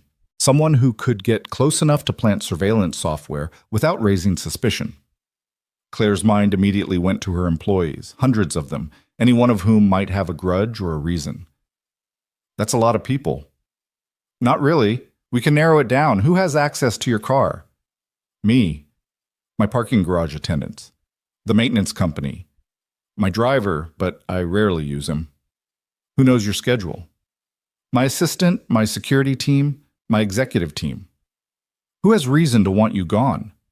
That question hung in the air like poisoned gas. Claire thought about boardroom enemies and hostile investors and competitors who'd lost deals to her ruthless tactics. She thought about employees she'd fired and companies she'd acquired and stripped for parts. She thought about 15 years of making enemies like other people made friends. "A lot of people," she admitted quietly. "Then we start with the ones who have both motive and opportunity." Nate pulled out his phone and opened a notes app. "Make me a list. Everyone who's had access to your car in the last 3 months and everyone who might want you dead. We'll look for overlap." Claire started naming names, and Nate typed them with the efficient precision of someone who'd learned to document everything. The list grew longer than she wanted to admit. Former executives she'd pushed out, competitors she'd destroyed, activists who blamed her company for environmental damage, even a few ex-lovers who'd ended badly. By the time they finished, the sun was starting to set, painting the gray sky in shades of pink and gold that seemed impossible after such a colorless day. "That's 37 people," Nate said, looking at his screen. "That's a lot of suspects." "Welcome to my life." "Yeah." He pocketed his phone. "I can see why someone might want you dead, no offense." "All offense taken," Claire said, but there was no heat in it, just exhaustion. "Daddy," Stella called from the picnic table. "I'm cold." "Okay, baby, we're coming." Nate looked at Claire. "I need to get her home, but I'll work on the car tonight, see if I can find any more evidence of tampering. And you," he pointed at her, "you need to be careful. No patterns, no routines. Mix up your schedule, your routes, everything. Don't tell anyone where you're going before you go. Don't trust anyone completely." "That's already my life," Claire said. "Then trust one person." Nate held her gaze. "Trust me. If something feels wrong, if anything seems suspicious, you call me immediately, day or night. I don't care if it's 3 in the morning and you just have a bad feeling. You call." "Why would you do that? Disrupt your life for someone you barely know?" Because Stella made you cry, Nate said simply. And the only people who cry when my daughter talks about good things are people who've forgotten what good things feel like. That means you're not too far gone. That means you're worth saving. He walked away before Claire could respond, gathering up Stella and her homework and her colored pencils, loading everything into his arms with practiced efficiency. The little girl waved goodbye over her father's shoulder, and Claire waved back automatically, watching them disappear into the shop. Then she stood alone in that parking lot as the light faded and the temperature dropped and the city started its transformation into night. And she thought about good things. Her mother braiding her hair, a mechanic who saw through her armor, a little girl who thought everyone deserved a list. It wasn't much, but it was a start. Claire pulled out her phone and opened her notes app. At the top of a new page, she typed, "Good things." Then, underneath, 1. My mother's hands in my hair. She stared at it for a long moment, then added, 2. People who fix broken things. It felt inadequate and incomplete and nothing like the comprehensive strategic lists she usually made. But Stella had said to start with one good thing, and Claire had found 2. That had to count for something. She called an Uber and waited in the gathering darkness, and when her phone buzzed with a text from Nate, "Got her home safe, stay vigilant." N. Claire felt something warm bloom in her chest. Maybe that could be number 3 on her list. People who check on you without being asked. The Uber arrived and she climbed in, giving her address to a driver who didn't recognize her and didn't care. As they pulled away from Davies Automotive, Claire looked back one more time at the small shop with its faded sign and its parking lot full of ordinary cars getting ordinary repairs. She wondered what it would be like to have an ordinary life, to worry about oil changes instead of assassins, to make lists of good things instead of quarterly projections, to hold someone's hand and feel safe instead of powerful. She wondered if it was too late to learn. Her phone buzzed again. A news alert about Montgomery Industries' stock price, something about market fluctuations and investor confidence. Claire dismissed it without reading. For the first time in 15 years, she didn't care. She opened her notes app instead and stared at her list. 2 things. 2 good things in a life that should have had hundreds. By the time the Uber dropped her off at her building, Claire had made a decision. She didn't know who was trying to kill her or why, didn't know if Nate could help her solve it, didn't know if she could become the kind of person who deserved to be saved. But she was going to try. Because somewhere in Seattle, a little girl with a broken heart was coloring pictures and checking exits and believing that good people could win. And Claire Montgomery was tired of being the villain in her own story. She rode the elevator up to her penthouse, unlocked her door, and walked straight to her desk where the old spark plug still sat, worthless metal that Nate had given her as a reminder. Fuel, air, spark, the basic elements of combustion. Claire picked up the spark plug and held it in her palm, feeling its weight, its potential. Then she set it down next to her laptop and got to work. If someone wanted her dead, they'd left traces. They had to have. Digital footprints, paper trails, patterns in the chaos. She just had to find them. And Claire Montgomery had spent 15 years learning how to find what others tried to hide. Time to put those skills to better use. She worked through the night, cross-referencing employee records with security logs, looking for anomalies in her schedule that someone might have exploited, tracking down the maintenance company's hiring records and insurance claims. She didn't find answers, but she found questions, the right kind of questions, the kind that led somewhere. Who had accessed her parking garage the day before the fire? Why had the maintenance company switched to a new employee 3 weeks ago without notification? Where did that new employee come from, and who recommended them? The questions piled up like kindling, waiting for a spark. And somewhere in the dark city, someone else was awake too, watching, waiting, planning their next move. Because the first attempt had failed, but failure was just information. Next time they'd succeed. They had to. Too much was riding on Claire Montgomery's death for them to stop now. The call came at 2:17 in the morning. Claire was still awake, still staring at spreadsheets and security logs that refused to tell her their secrets, when her phone lit up with Nate's number. Her heart jumped before she could stop it. Late-night calls meant emergencies, meant something wrong, meant the kind of news that changed everything. "What happened?" she answered without greeting. "I need you to come to the shop." Nate's voice was tight, controlled in the way people got when they were forcing themselves not to panic. "Right now." "Is Stella..." "Stella's fine." She's with my neighbor. But Claire, someone broke into the shop tonight. They were looking for something specific. The way he said it made her blood freeze. My car. Your car, he confirmed. They didn't steal anything, didn't vandalize anything else. Just went straight for the Valkyrie. And Claire... He paused, and she heard something in the background that sounded like police radios. They knew exactly what they were looking for. This wasn't random. Claire was already moving, grabbing her coat, her keys, her phone charger. I'm coming. Don't touch anything until I get there. Already gave that speech to the cops. They're not happy about it, but they're waiting. 20 minutes, Claire said, and ran for the elevator. She made it in 15, breaking every traffic law Seattle had and not caring. The shop was lit up like a stage set. Police cars with their lights painting the walls red and blue, crime scene tape across the entrance, uniformed officers taking statements. Claire parked illegally and walked straight through the perimeter like she owned it, which in a sense she did. Money bought you the ability to ignore barriers that stopped other people. Nate was standing near the open bay door talking to a detective who looked tired and underpaid. When he saw Claire, something in his face relaxed fractionally. Ms. Montgomery, the detective said, flipping open a notebook. I'm Detective Sarah Chen. I understand this is your vehicle that was targeted? It is. Claire looked past her into the bay, where her Valkyrie sat under harsh fluorescent lights surrounded by evidence markers. From here, it looked undamaged. What did they do? That's what we're trying to determine. Mr. Rhodes here seems to think you can help us understand what they were after. Can I see it? Detective Chen hesitated, then nodded. Don't touch anything, and stay behind the tape. Claire walked into the bay with Nate beside her, and immediately saw what he'd meant. The car itself looked fine, no broken windows, no visible damage. But the area around it was chaos. Tools scattered across the floor, diagnostic equipment pulled away from the walls. The laptop Nate had been using was on the ground, its screen cracked. They came in through the back door, Nate said quietly. Cut the lock. Ignored 7 other cars, including a Porsche and a Ferrari, and went straight for yours. They pulled up the diagnostic logs, accessed the computer system, and tried to download something from the vehicle's memory.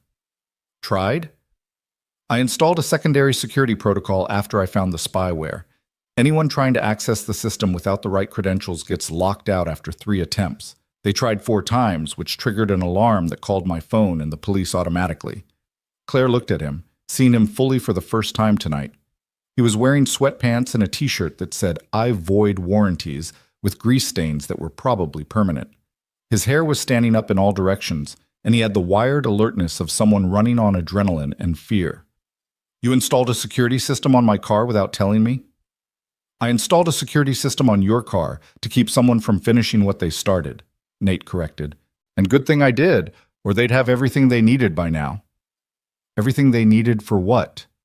To erase their tracks, to remove the evidence of the original hack, to make it look like the fire was just an accident so nobody would investigate further. He gestured at the scattered equipment. They were cleaning up, Claire, which means whatever they're planning, they're not done yet. Detective Chen had followed them into the bay and was listening with professional interest. Mr. Rhodes, you mentioned finding spyware in the vehicle's system. Do you still have evidence of that? I do. It's backed up on 3 separate drives in 3 separate locations. Nate pulled out his phone and opened a folder full of screenshots and diagnostic logs. I can provide copies, but I'll need them returned. This is evidence of multiple felonies: hacking, stalking, attempted murder.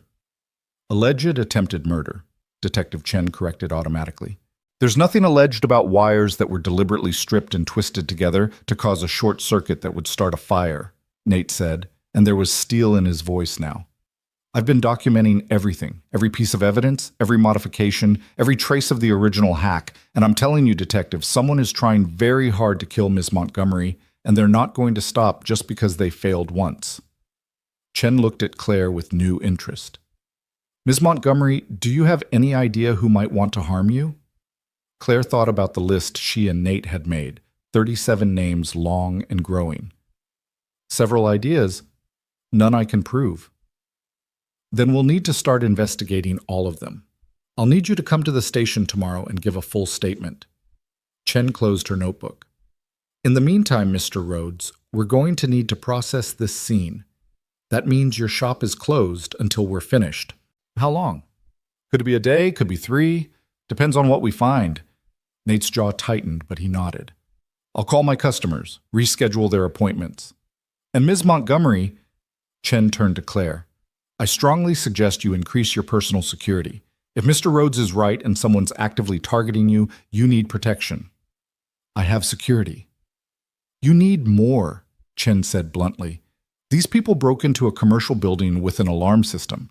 They're not amateurs. They're not going to be deterred by a building security guard and a doorman. Claire wanted to argue, wanted to insist she could handle herself, wanted to maintain the illusion of control. But standing in this crime scene, looking at her car that had been violated for the second time, she couldn't deny the detective was right. I'll make arrangements, she said quietly. Chen nodded and walked away to coordinate with the other officers, leaving Claire and Nate standing by the Valkyrie like parents by a sick child's bedside. I'm sorry, Nate said after a moment. For what? You didn't break in. For not anticipating this. For not realizing they'd come back. He rubbed his face, exhaustion and frustration bleeding through. I should have known that finding the spyware would make them desperate. Should have moved the car somewhere safer, installed better security, something. You did install better security. You stopped them from getting what they wanted. Claire looked at him, at this man who'd given up sleep to protect her property, who'd built fail-safes into her car without being asked. You probably just saved my life, Nate. Maybe. Or maybe I just delayed the inevitable. Don't say that. Why not? It's true. He gestured at the car, at the crime scene, at the evidence of someone's determination. Whoever's doing this has resources. They have skills, they have motivation, and we still don't know who they are or what they want or how to stop them. So yeah, maybe I stopped them tonight. But what about tomorrow night? Or next week? How long can we keep this up before they find a way through? Claire heard the fear in his voice, not for himself, but for her. And underneath that fear was something else, something that made her chest tight. He cared. This man who'd met her 3 weeks ago, who owed her nothing, who had every reason to walk away from the mess her life had become. He cared whether she lived or died. Not because she paid him or because she could do something for him, but because somewhere along the way, she'd stopped being a client and become a person he wanted to protect. Then we figure it out faster, Claire said firmly. We go through that list, we investigate every name, we find whoever's doing this before they can try again. Claire, that's going to take weeks, maybe months, and you don't have that kind of time. Then what do you suggest? That I hide?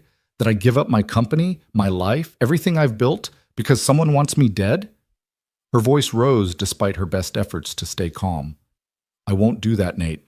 I won't let them win. It's not about winning or losing. It's always about winning or losing, Claire snapped. That's the only language my world speaks. You win or you lose. You survive or you don't. You're the predator or you're prey. And I have spent 15 years refusing to be prey for anyone. Even if it kills you? Even then. They stared at each other in the harsh light of the shop, and Claire saw him struggling with something, frustration, maybe, or the desire to shake sense into her. But when he spoke, his voice was gentle. You know what the difference is between you and your car? He asked. What? Your car I can fix. I can rebuild it, replace parts, make it better than new. But you? He shook his head. You only get one life, Claire. One chance. And if someone takes that from you, there's no repair, no replacement, no second try. You're just gone. The words hit harder than any accusation. Claire felt them lodge somewhere deep in her chest, in the place where she'd locked away all the fears she refused to acknowledge. I know that, she whispered. Do you? Because you're standing here arguing about winning like this is a business negotiation instead of your life. Nate took a step closer. I've watched my daughter code twice. I've held her hand while doctors tried to restart her heart. I've sat in waiting rooms at 3 a.m. wondering if she'd see sunrise. And you know what I learned? What? That life doesn't care about winning. It doesn't care about being strong or being right or refusing to back down. It just cares about whether you're still breathing at the end. His voice cracked slightly. And I'm trying really hard to make sure you're still breathing, Claire, but I can't do it alone. I need you to care about staying alive, as much as you care about not losing. Claire felt tears prick her eyes for the second time in 2 days, a record she hadn't approached in years. I don't know how, she admitted. I don't know how to be someone who runs from fights. Then don't run. But don't stand still and make yourself an easy target either. Nate pulled out his phone again, scrolling through something. I've been thinking about this, about who had the knowledge and access to pull off both the original sabotage and tonight's break-in. And I keep coming back to the same question. What question? Who profits from your death? Claire laughed bitterly. Lots of people. My competitors, hostile shareholders who want to break up the company and sell it for parts, environmental groups who blame Montgomery Industries for pollution. Take your pick. But who profits immediately? Who gets something tangible the moment you're gone? The question hung in the air, and Claire's mind started working through the possibilities. Her company had succession plans. If she died, control would pass to her executive board until they could appoint a new CEO. Her personal wealth would go to various charities per her will. Her shares in Montgomery Industries would be distributed according to carefully drafted legal documents. My COO, she said slowly. Marcus Webb. He's next in line for CEO if I'm gone. He's been pushing for more control, arguing that I'm too aggressive, that the board needs to rein me in. Does he have technical knowledge? Background in engineering or computers? No, he's finance. MBA from Wharton, worked his way up through acquisitions. Then he'd need help, someone with the skills to hack your car. Claire thought about Marcus's team, his inner circle, the people he'd brought with him when she'd promoted him 3 years ago. His chief of staff used to work in IT security. Before that, he was at a defense contractor doing cyber work. Nate's eyes sharpened. Name? David something, David Chang? Claire pulled out her phone and scrolled through her company directory. David Chang, age 32, MIT graduate, worked at Lockheed Martin for 5 years before joining Montgomery Industries. Does he have access to your schedule? Through Marcus, yes. The executive team has visibility into my calendar for coordination purposes. What about your parking garage? Claire thought back through the access logs she'd been reviewing. I'd have to check, but probably. Executive staff get parking privileges, and Marcus has been to my building dozens of times for meetings. Nate was typing rapidly on his phone, making notes, building a case. Okay, so we have motive. Marcus wants your job. We have opportunity. David has the skills and the access. What we need now is evidence. How do we get that? We make them panic.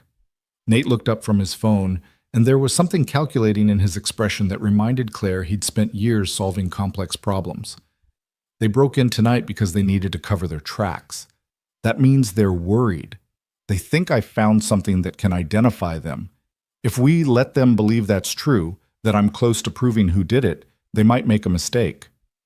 Or they might try to kill me faster. That's why you're going to disappear. Claire stared at him. Excuse me? Not literally, but you need to be unpredictable. Change hotels every night. Use cash. Don't tell anyone where you're staying. Make it impossible for them to track you while we investigate. Nate's voice was firm, but not unkind. I know it's not how you want to live. I know it feels like losing. But it's not losing, Claire. It's surviving long enough to win. Every instinct Claire had screamed against this plan. She didn't run. She didn't hide. She faced problems head-on and crushed them with superior force and resources. But looking at Nate's exhausted face, thinking about Stella checking exits and making lists of good things, remembering Detective Chen's warning about these people not being amateurs, Claire realized that maybe her instincts were wrong. Maybe survival wasn't about being the strongest or the most aggressive. Maybe it was about being smart enough to know when to change tactics. Okay, she said quietly. I'll disappear, but only if you help me. Help you how? Be my contact, my safe person. You're the only one I trust right now, Nate. Everyone else could be compromised, could be working with Marcus, could be feeding him information. She hated how vulnerable her voice sounded. I need someone I can call, someone who'll answer. Claire, I have Stella. I can't just drop everything to... I'm not asking you to drop everything. I'm asking you to answer your phone, to be there if I need help, to... She stopped, struggling with words that had never come easily. To care whether I make it through this. Nate looked at her for a long moment, and Claire saw the war happening behind his eyes. He had a daughter who needed him, a life that was already complicated, every reason to say no. Okay, he said finally, but you have to promise me something. What? That you'll actually let me help. No pride, no stubbornness, no, I can handle this myself. If I tell you to hide, you hide. If I tell you to run, you run. If I tell you that you're in danger, you listen. His voice was hard now, almost angry, because I can't help you if you won't help yourself. And I won't watch another person I care about die because they were too proud to ask for help when they needed it. The words "another person" hung in the air between them. His wife, Claire realized. He'd lost his wife, and somehow Claire had become someone he didn't want to lose too. I promise, she said, and meant it. Detective Chen emerged from the back room, snapping off latex gloves. We're done here for tonight. Mr. Rhodes, you can lock up what's left. We'll be back tomorrow to finish processing. What about my car? Claire asked. It stays here for now. It's evidence. Chen looked between them, seeing something Claire wasn't sure they were ready to name. Ms. Montgomery, one more thing. This investigation is going to take time. In my experience, people who try to kill you once usually try again. Be careful who you trust. I am, Claire said, looking at Nate. Chen nodded and walked out, leaving them alone in the aftermath of chaos. Other officers followed, their radios crackling with dispatcher codes and routine violence.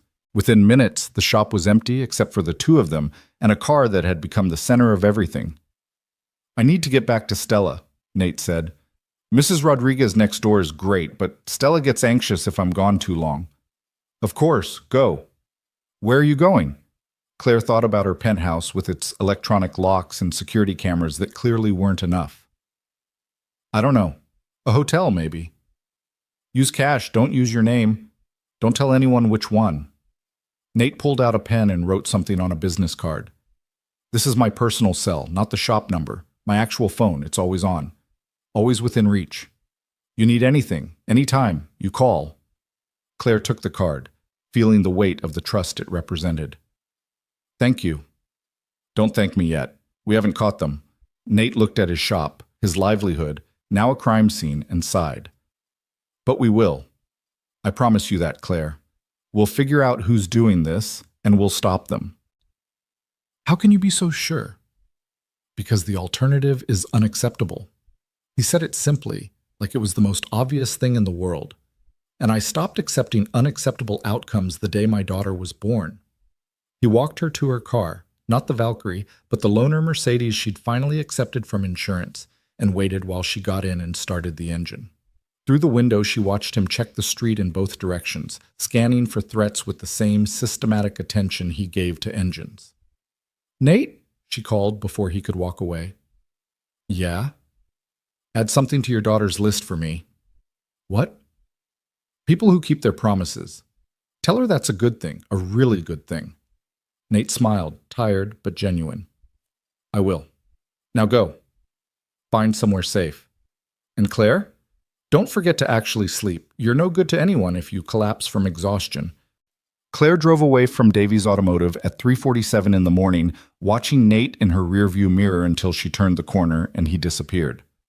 Then she drove aimlessly through Seattle's empty streets, thinking about good things and bad people, and the strange mechanic who'd somehow become the anchor, keeping her from drifting away completely. She ended up at a small hotel near the university, the kind of place that catered to visiting professors and graduate students, where people paid in cash and minded their own business. The night clerk barely looked at her when she registered under a fake name, just took her money and handed over a key card. The room was small and anonymous, beige walls, generic art, furniture that had seen better decades. Nothing like her penthouse with its custom everything and its view that cost more per month than most people's annual salary. But it was safe. Or safe enough. Claire lay on the bed fully clothed, too wired to sleep, and pulled out her phone. She opened her notes app and looked at her list of good things. 2 items. Just 2. She added a third. People who answer their phone at 2 a.m. Then she stared at the ceiling and thought about Marcus Webb and David Chang and 35 other people who might want her dead. She thought about patterns and opportunities and the way puzzle pieces clicked together when you finally saw the right configuration. And slowly, despite her best efforts to stay vigilant, exhaustion pulled her under.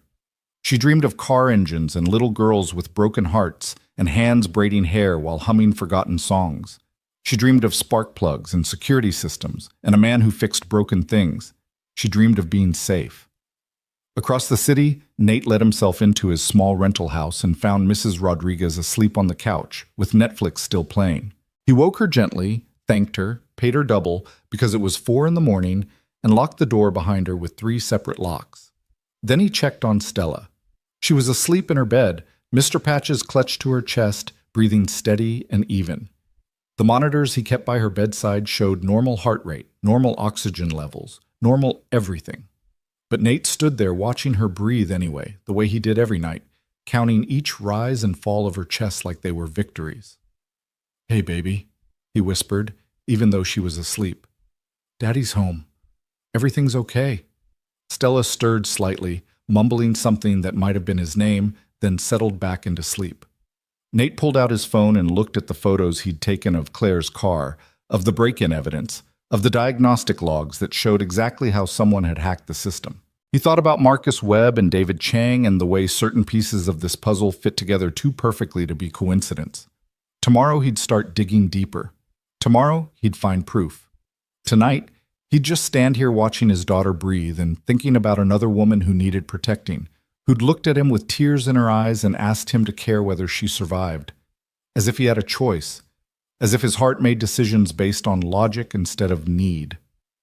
"I'm keeping her alive, Sarah," he whispered to his dead wife, to the memory of the woman who'd made him promise to always do the right thing even when it was hard. "I'm keeping them both alive. I don't know how yet, but I will." Stella coughed once in her sleep, and Nate's hand went automatically to her wrist, checking her pulse, feeling for irregularities. Normal. Everything normal. He kissed her forehead and went to his own room where he sat on the bed and stared at his phone and thought about calling Claire just to make sure she'd found somewhere safe. He didn't. She needed rest. They both did. But he kept his phone on the nightstand, volume turned all the way up, ready to answer if she called. Because some promises were too important to break, and some people were too important to lose. Even if they'd only been in your life for 3 weeks, even if you barely knew them, even if saving them might cost you everything you had left.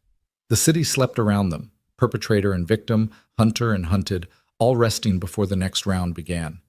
And in the space between darkness and dawn, in hotel rooms and small houses and probably some expensive office where someone plotted murder, the pieces continued to move. The game was far from over. But for tonight, everyone was still breathing.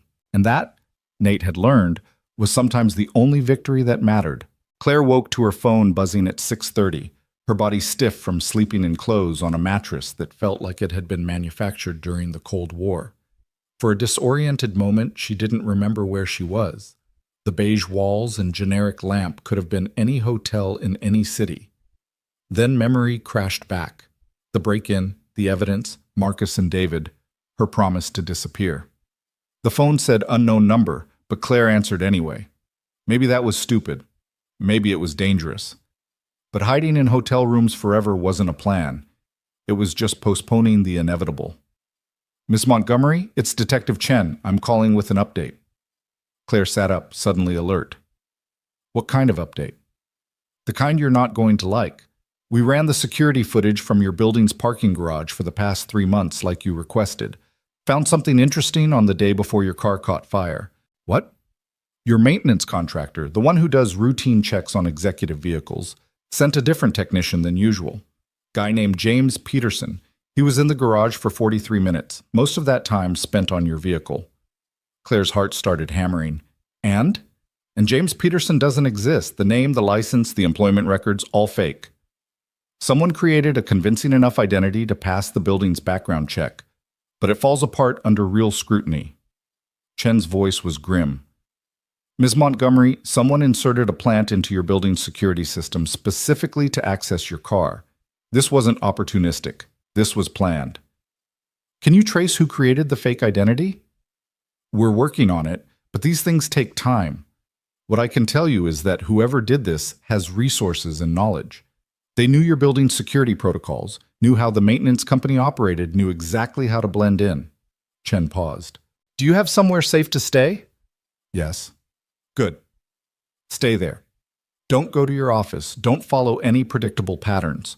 We're treating this as an active threat now, which means we're allocating more resources, but it also means you need to take this seriously. I am taking it seriously, Detective.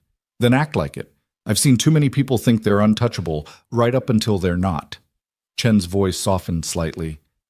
I don't want to be writing a report about your death, Ms. Montgomery.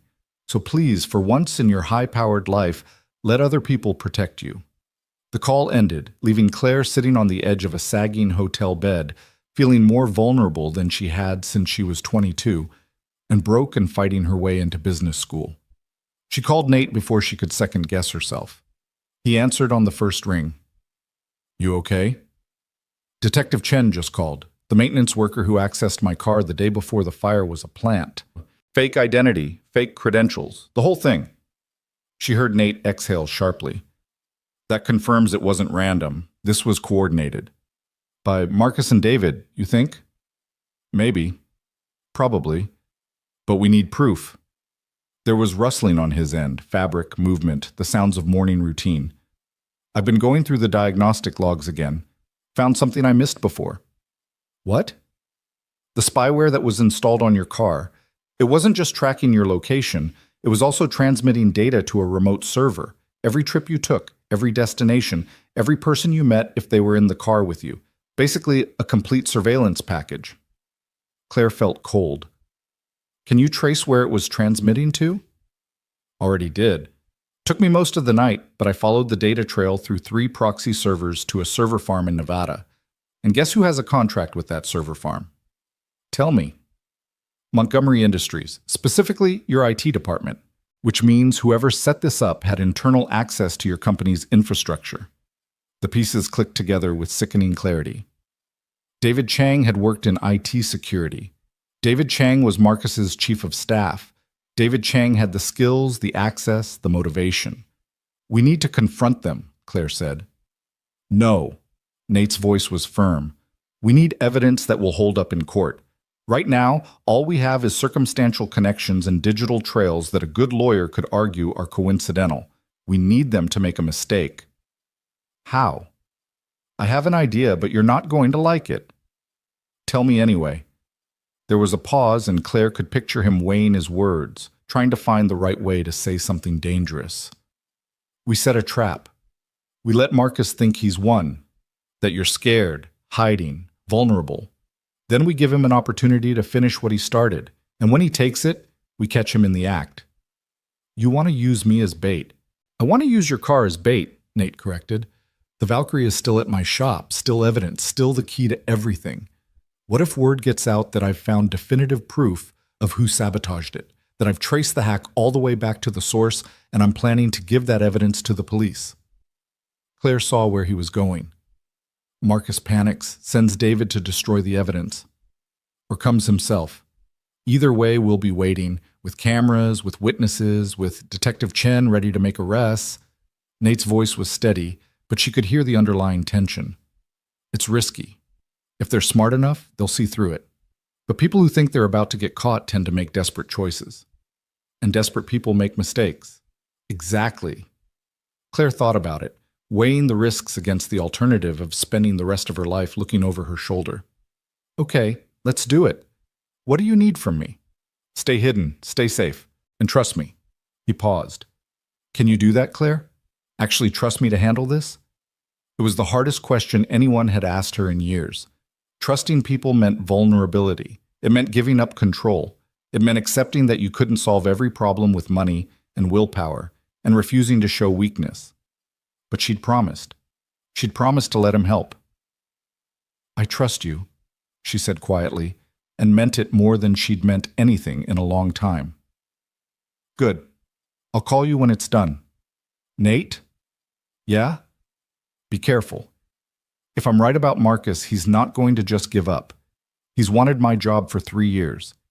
He's not going to let a mechanic stand between him and a CEO position. I'm not just a mechanic, Claire. I used to design systems that put satellites in orbit. I think I can handle one ambitious executive. There was something in his voice, confidence mixed with determination, that made Claire believe him. She ended the call and sat in her anonymous hotel room, feeling helpless and hating it. This was her fight, her company, her would-be killer. And she was hiding in a hotel while someone else fought her battles. But maybe that was okay. Maybe strength wasn't always about fighting alone. Maybe sometimes it was about knowing when to let other people help. She pulled out her phone and opened her notes app. Her list of good things stared back at her, 3 items that felt inadequate and incomplete.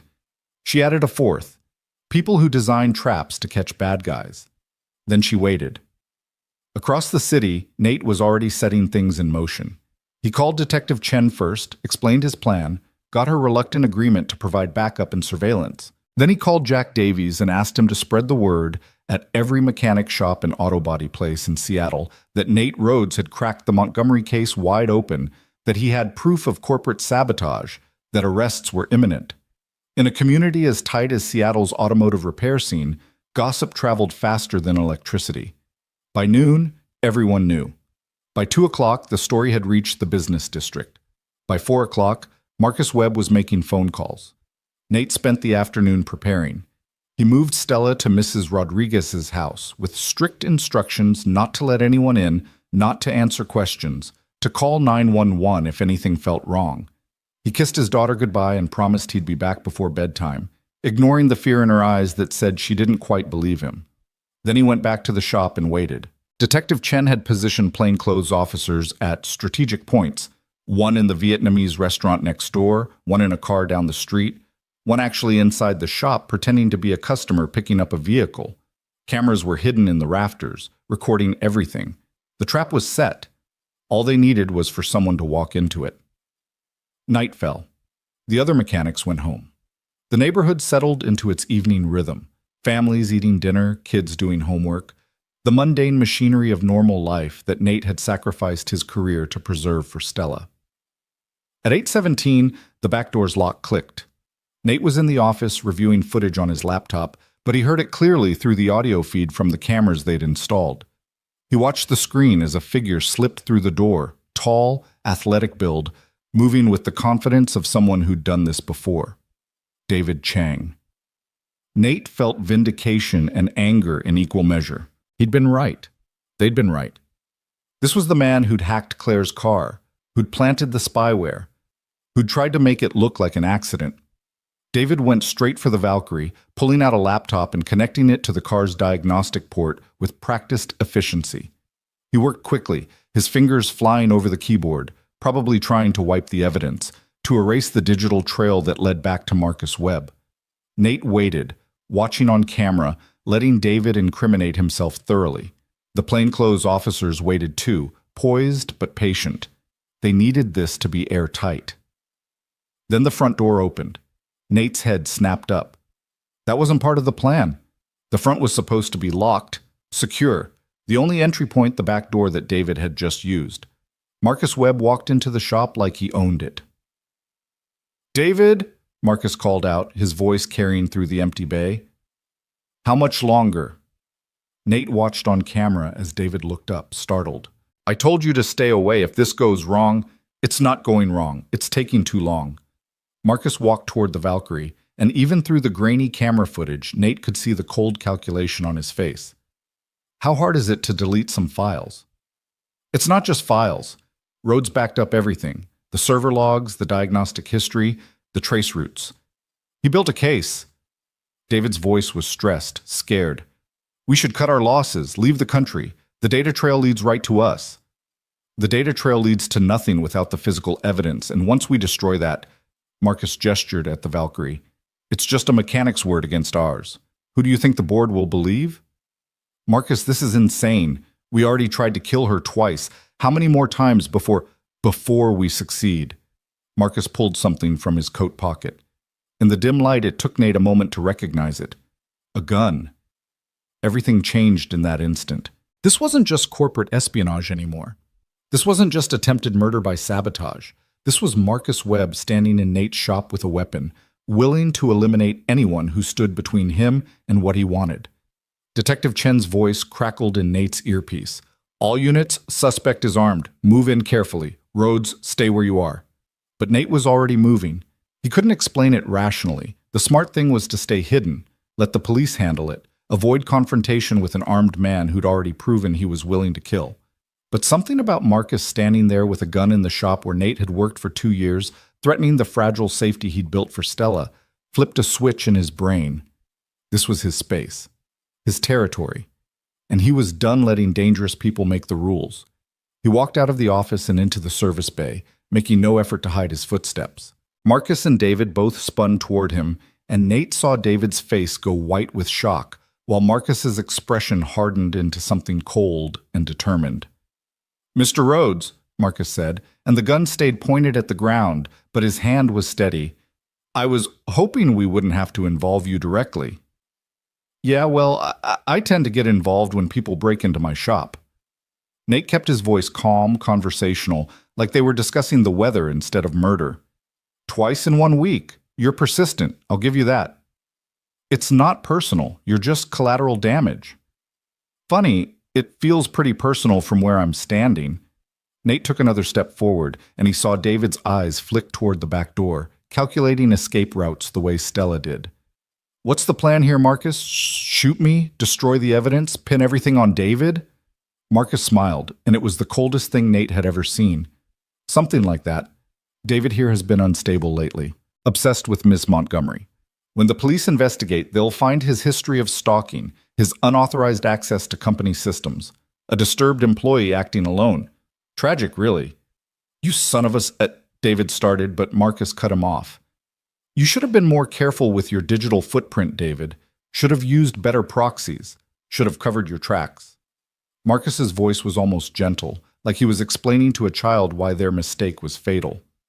"But you didn't, and now you're a liability."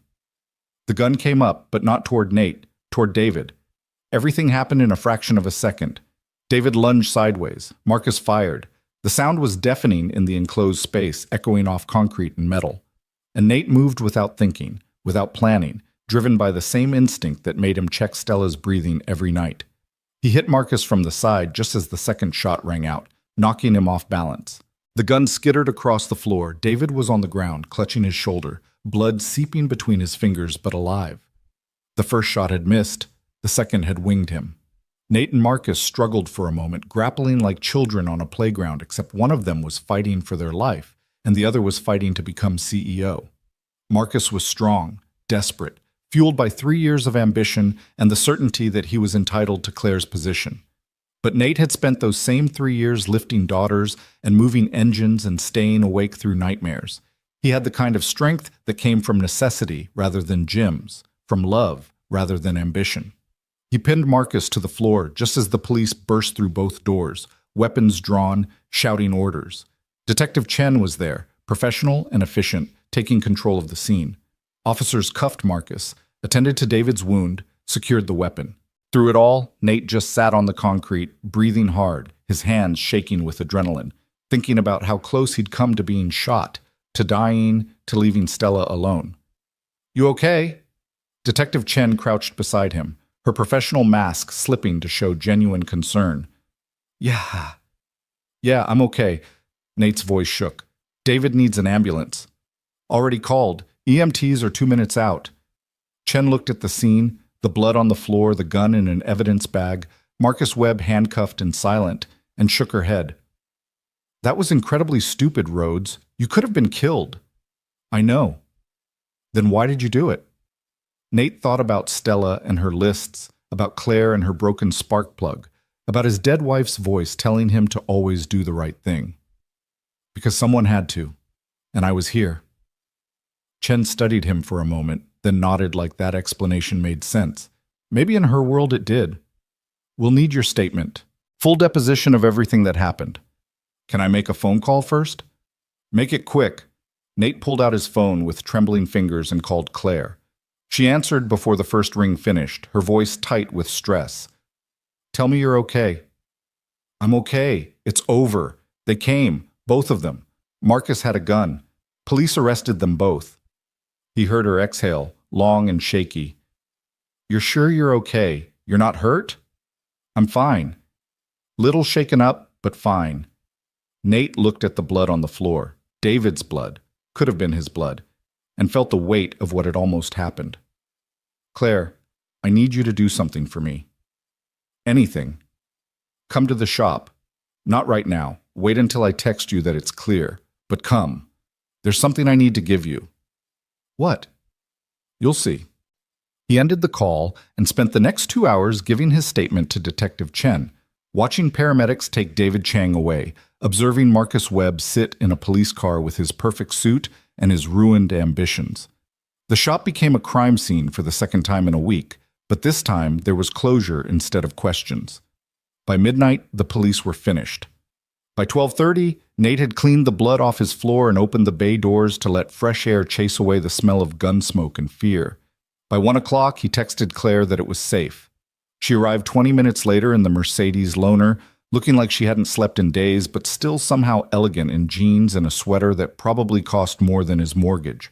She walked into the shop and stopped, just looking at him, and Nate saw everything in her face: relief and fear and gratitude, and something else he didn't have a name for.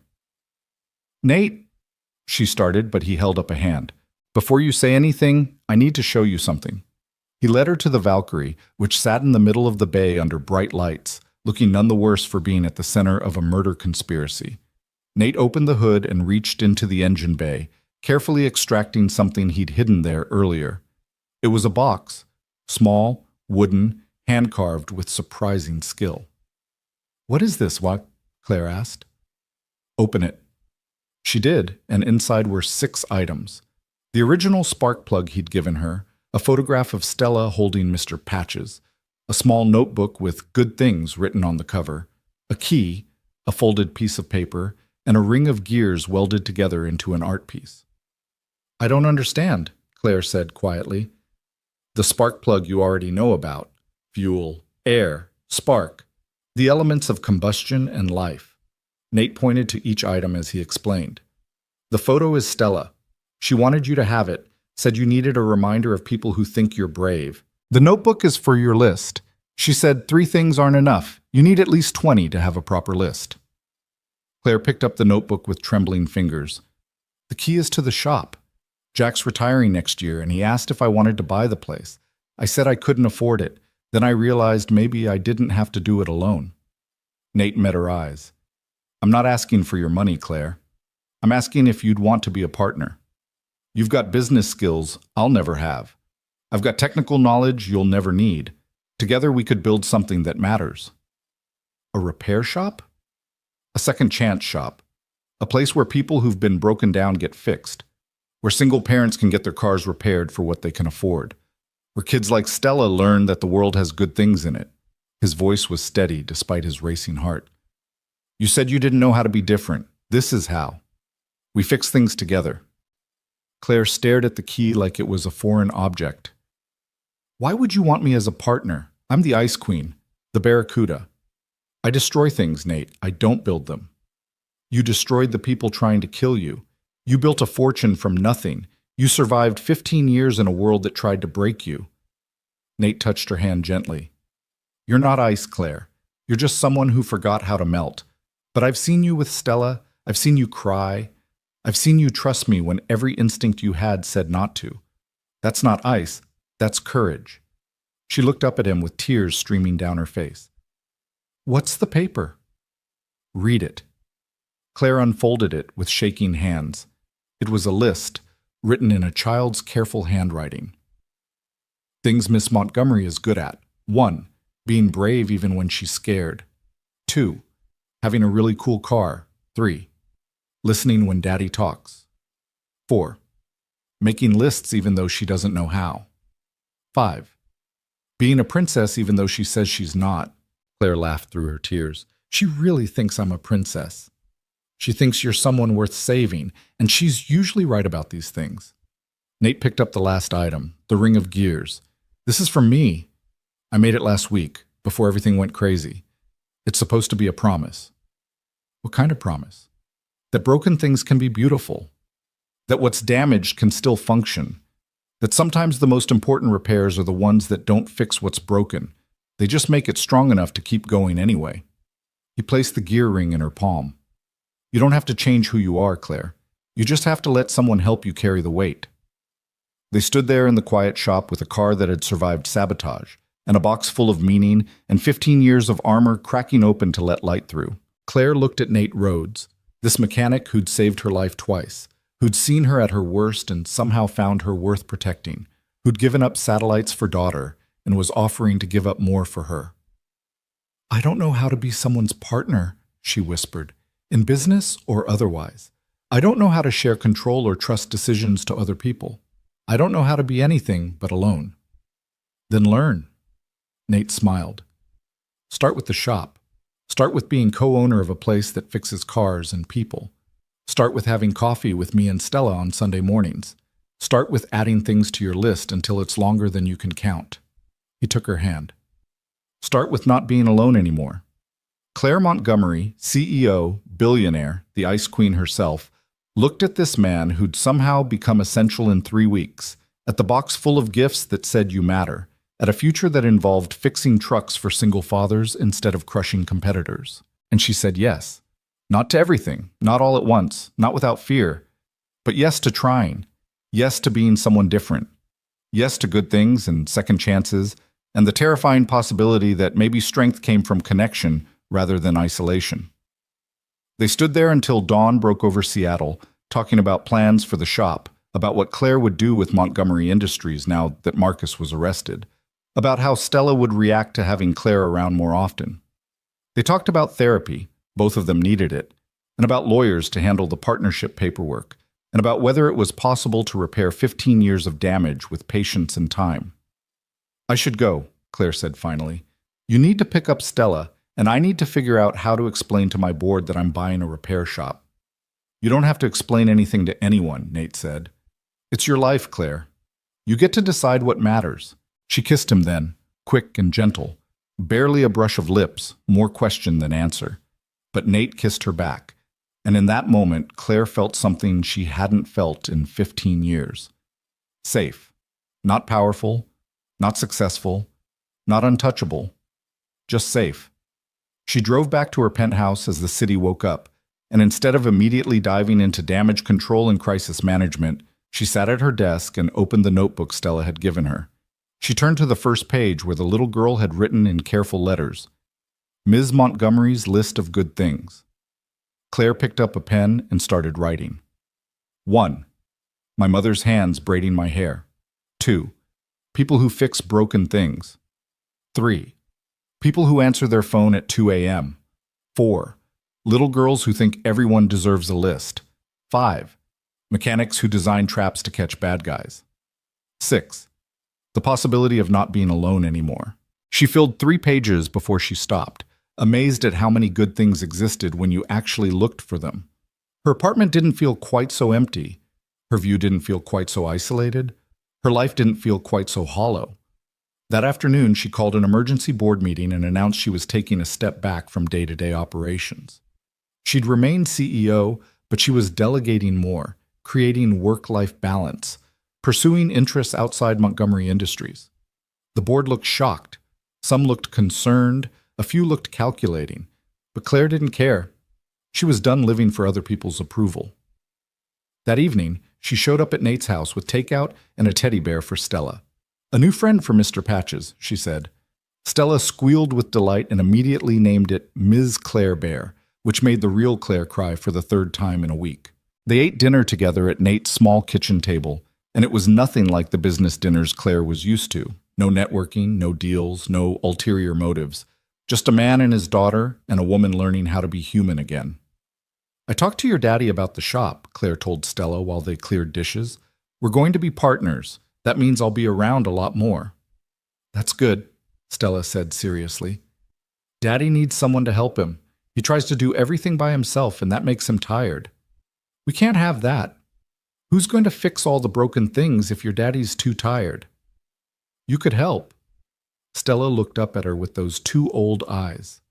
Daddy says you're really smart about business things, and fixing cars is a business, So you could help fix the business, and he could fix the cars, and together you could fix everything. Claire glanced at Nate, who was trying not to smile. Is she always this wise? Always. It's exhausting. He ruffled Stella's hair affectionately. But she's right. Together we can fix a lot of things. Maybe even each other. The weeks that followed were hard in ways Claire hadn't anticipated. Stepping back from her role as CEO felt like cutting off a limb, painful and disorienting and wrong. Learning to be a business partner instead of a boss required patience she didn't have. Figuring out how to be around Nate and Stella without her armor felt like walking naked through fire. But slowly, impossibly, she learned. She learned that strength wasn't about being untouchable. It was about letting yourself be vulnerable with people who'd earned it. She learned that success wasn't measured in dollars or market share, but in the smile on a single father's face when you fixed his truck for half what he expected to pay. She learned that good things were everywhere if you just stopped long enough to notice them. 3 months after Marcus Webb's arrest, Claire Montgomery stood in the newly renovated Davies Street Automotive, now Montgomery Roads Automotive, and watched mechanics train people who'd been written off by society, ex-convicts learning skills that would help them find legitimate work, single parents getting free repairs and job training, kids from rough neighborhoods discovering that they were good at something. "You did this," Nate said, appearing beside her with coffee that was actually good because Claire had sprung for a decent machine. "We did this," Claire corrected. "Fair point." He smiled, and Claire felt that now familiar warmth in her chest. "Stella wants to know if you're coming to dinner Sunday. She's making a list of good things from her week and wants to compare it to yours." "My list is up to 43 things," Claire said proudly. "What's 43? "Mechanics who make terrible coffee but excellent partners." Nate laughed. "That's not even a subtle hint that I should stick to fixing cars." Subtlety is overrated. Claire set down her own coffee and looked at him seriously. "Thank you." "For what?" "For seeing something worth saving when everyone else just saw the Ice Queen. For fixing my car and my life. For teaching me that broken things can be beautiful." She touched the gear ring she now wore on a chain around her neck. Always there, always present, a reminder of promises and possibilities. For not giving up on me even when I'd given up on myself. Nate took her hand, their fingers interlacing with practiced ease. "You know what Stella asked me last night?" "What?" "She asked if you were going to be her bonus mom. Because in her words, Daddy needs someone to help him, and Ms. Claire needs someone to love her, and I need more people on my good things list." He smiled. "I told her that was a conversation you and I should have when you're ready." Claire's heart hammered. "And if I said I might be ready? Eventually? Not right now, but someday? Then I'd say we've got time. We've got all the time we need." Nate pulled her closer. "Because some repairs can't be rushed, Claire. They need patience and care and the understanding that healing happens slowly. But that doesn't mean it doesn't happen." She kissed him then, properly this time. In the middle of their shop with mechanics pretending not to notice, and morning light streaming through windows that had been cleaned for the first time in years. She kissed him and felt pieces of herself clicking back together. Not perfect, not fixed, but whole in a way that mattered. "I love you," she whispered against his lips, and the words felt strange and wonderful and terrifying and right. "I love you too," Nate whispered back. "Now come on. We've got a truck to look at for a woman who's trying to escape an abusive relationship, and I promised her we'd get her mobile by tonight so she can leave safely." They walked hand in hand to the service bay, and Claire thought about how far she'd come from that morning 3 months ago when she'd stood in this same shop, mocking a quiet mechanic who'd turned out to be so much more than she expected. She thought about spark plugs and good things and little girls with broken hearts who saw possibilities instead of problems. She thought about being brave and being loved and being human instead of being perfect. And she added one more thing to her list. The day I learned that the best repairs are the ones that break you open first. 6 months later, on a Seattle Saturday that was uncharacteristically sunny, Claire Montgomery stood in front of 73 people, employees, friends, the community they'd built, and made an announcement. "Montgomery Roads Automotive is expanding. We're opening 2 new locations, hiring 40 new staff, and launching a nonprofit program to provide free automotive training to at-risk youth." She looked at Nate, at Stella sitting in the front row with Mr. Patches and Ms. Claire Bear, at all the faces of people who'd become family. But more importantly, I'm announcing my retirement from Montgomery Industries effective next month. I'll retain my board seat, but I'm stepping down as CEO to focus full-time on this, on building something that matters. The applause was thunderous, but Claire barely heard it. She was looking at Nate, who stood up and walked to her and reached into his pocket for something small. "Since we're making announcements," he said, loud enough for everyone to hear, "I have one too." He dropped to one knee and Claire's heart stopped. "Claire Montgomery, you fixed my engine when it was running on empty. You gave my daughter someone to look up to. You turned a failing repair shop into something that changes lives. Will you marry me and let me spend the rest of my life fixing things with you?" The ring he held out was made of gears, tiny, intricate, welded together with such care and skill that it was both industrial and beautiful. Broken things made whole, damaged pieces made art. Claire looked at this man who'd saved her life, at his daughter who taught her how to make lists, at the community they'd built together from grease and hope and love. She thought about the woman she'd been, cold, isolated, measuring success with the wrong ruler, and the woman she was becoming, warm, connected, understanding that the best victories were the ones where everyone won. "Yes," she said through happy tears. "Yes, I'll marry you. Yes to all of it. Yes to broken things being beautiful. Yes to good things lists. Yes to fixing the world one car at a time." She pulled him up and kissed him while everyone cheered. Yes to not being alone anymore. Stella ran up and hugged them both, and Claire felt small arms around her waist and Nate's arms around her shoulders, and thought about how 3 months ago she'd had 2 things on her good things list, and now she had hundreds. She thought about spark plugs and second chances, and the mechanics who understood that the most important repairs were the ones that couldn't be measured in money or horsepower.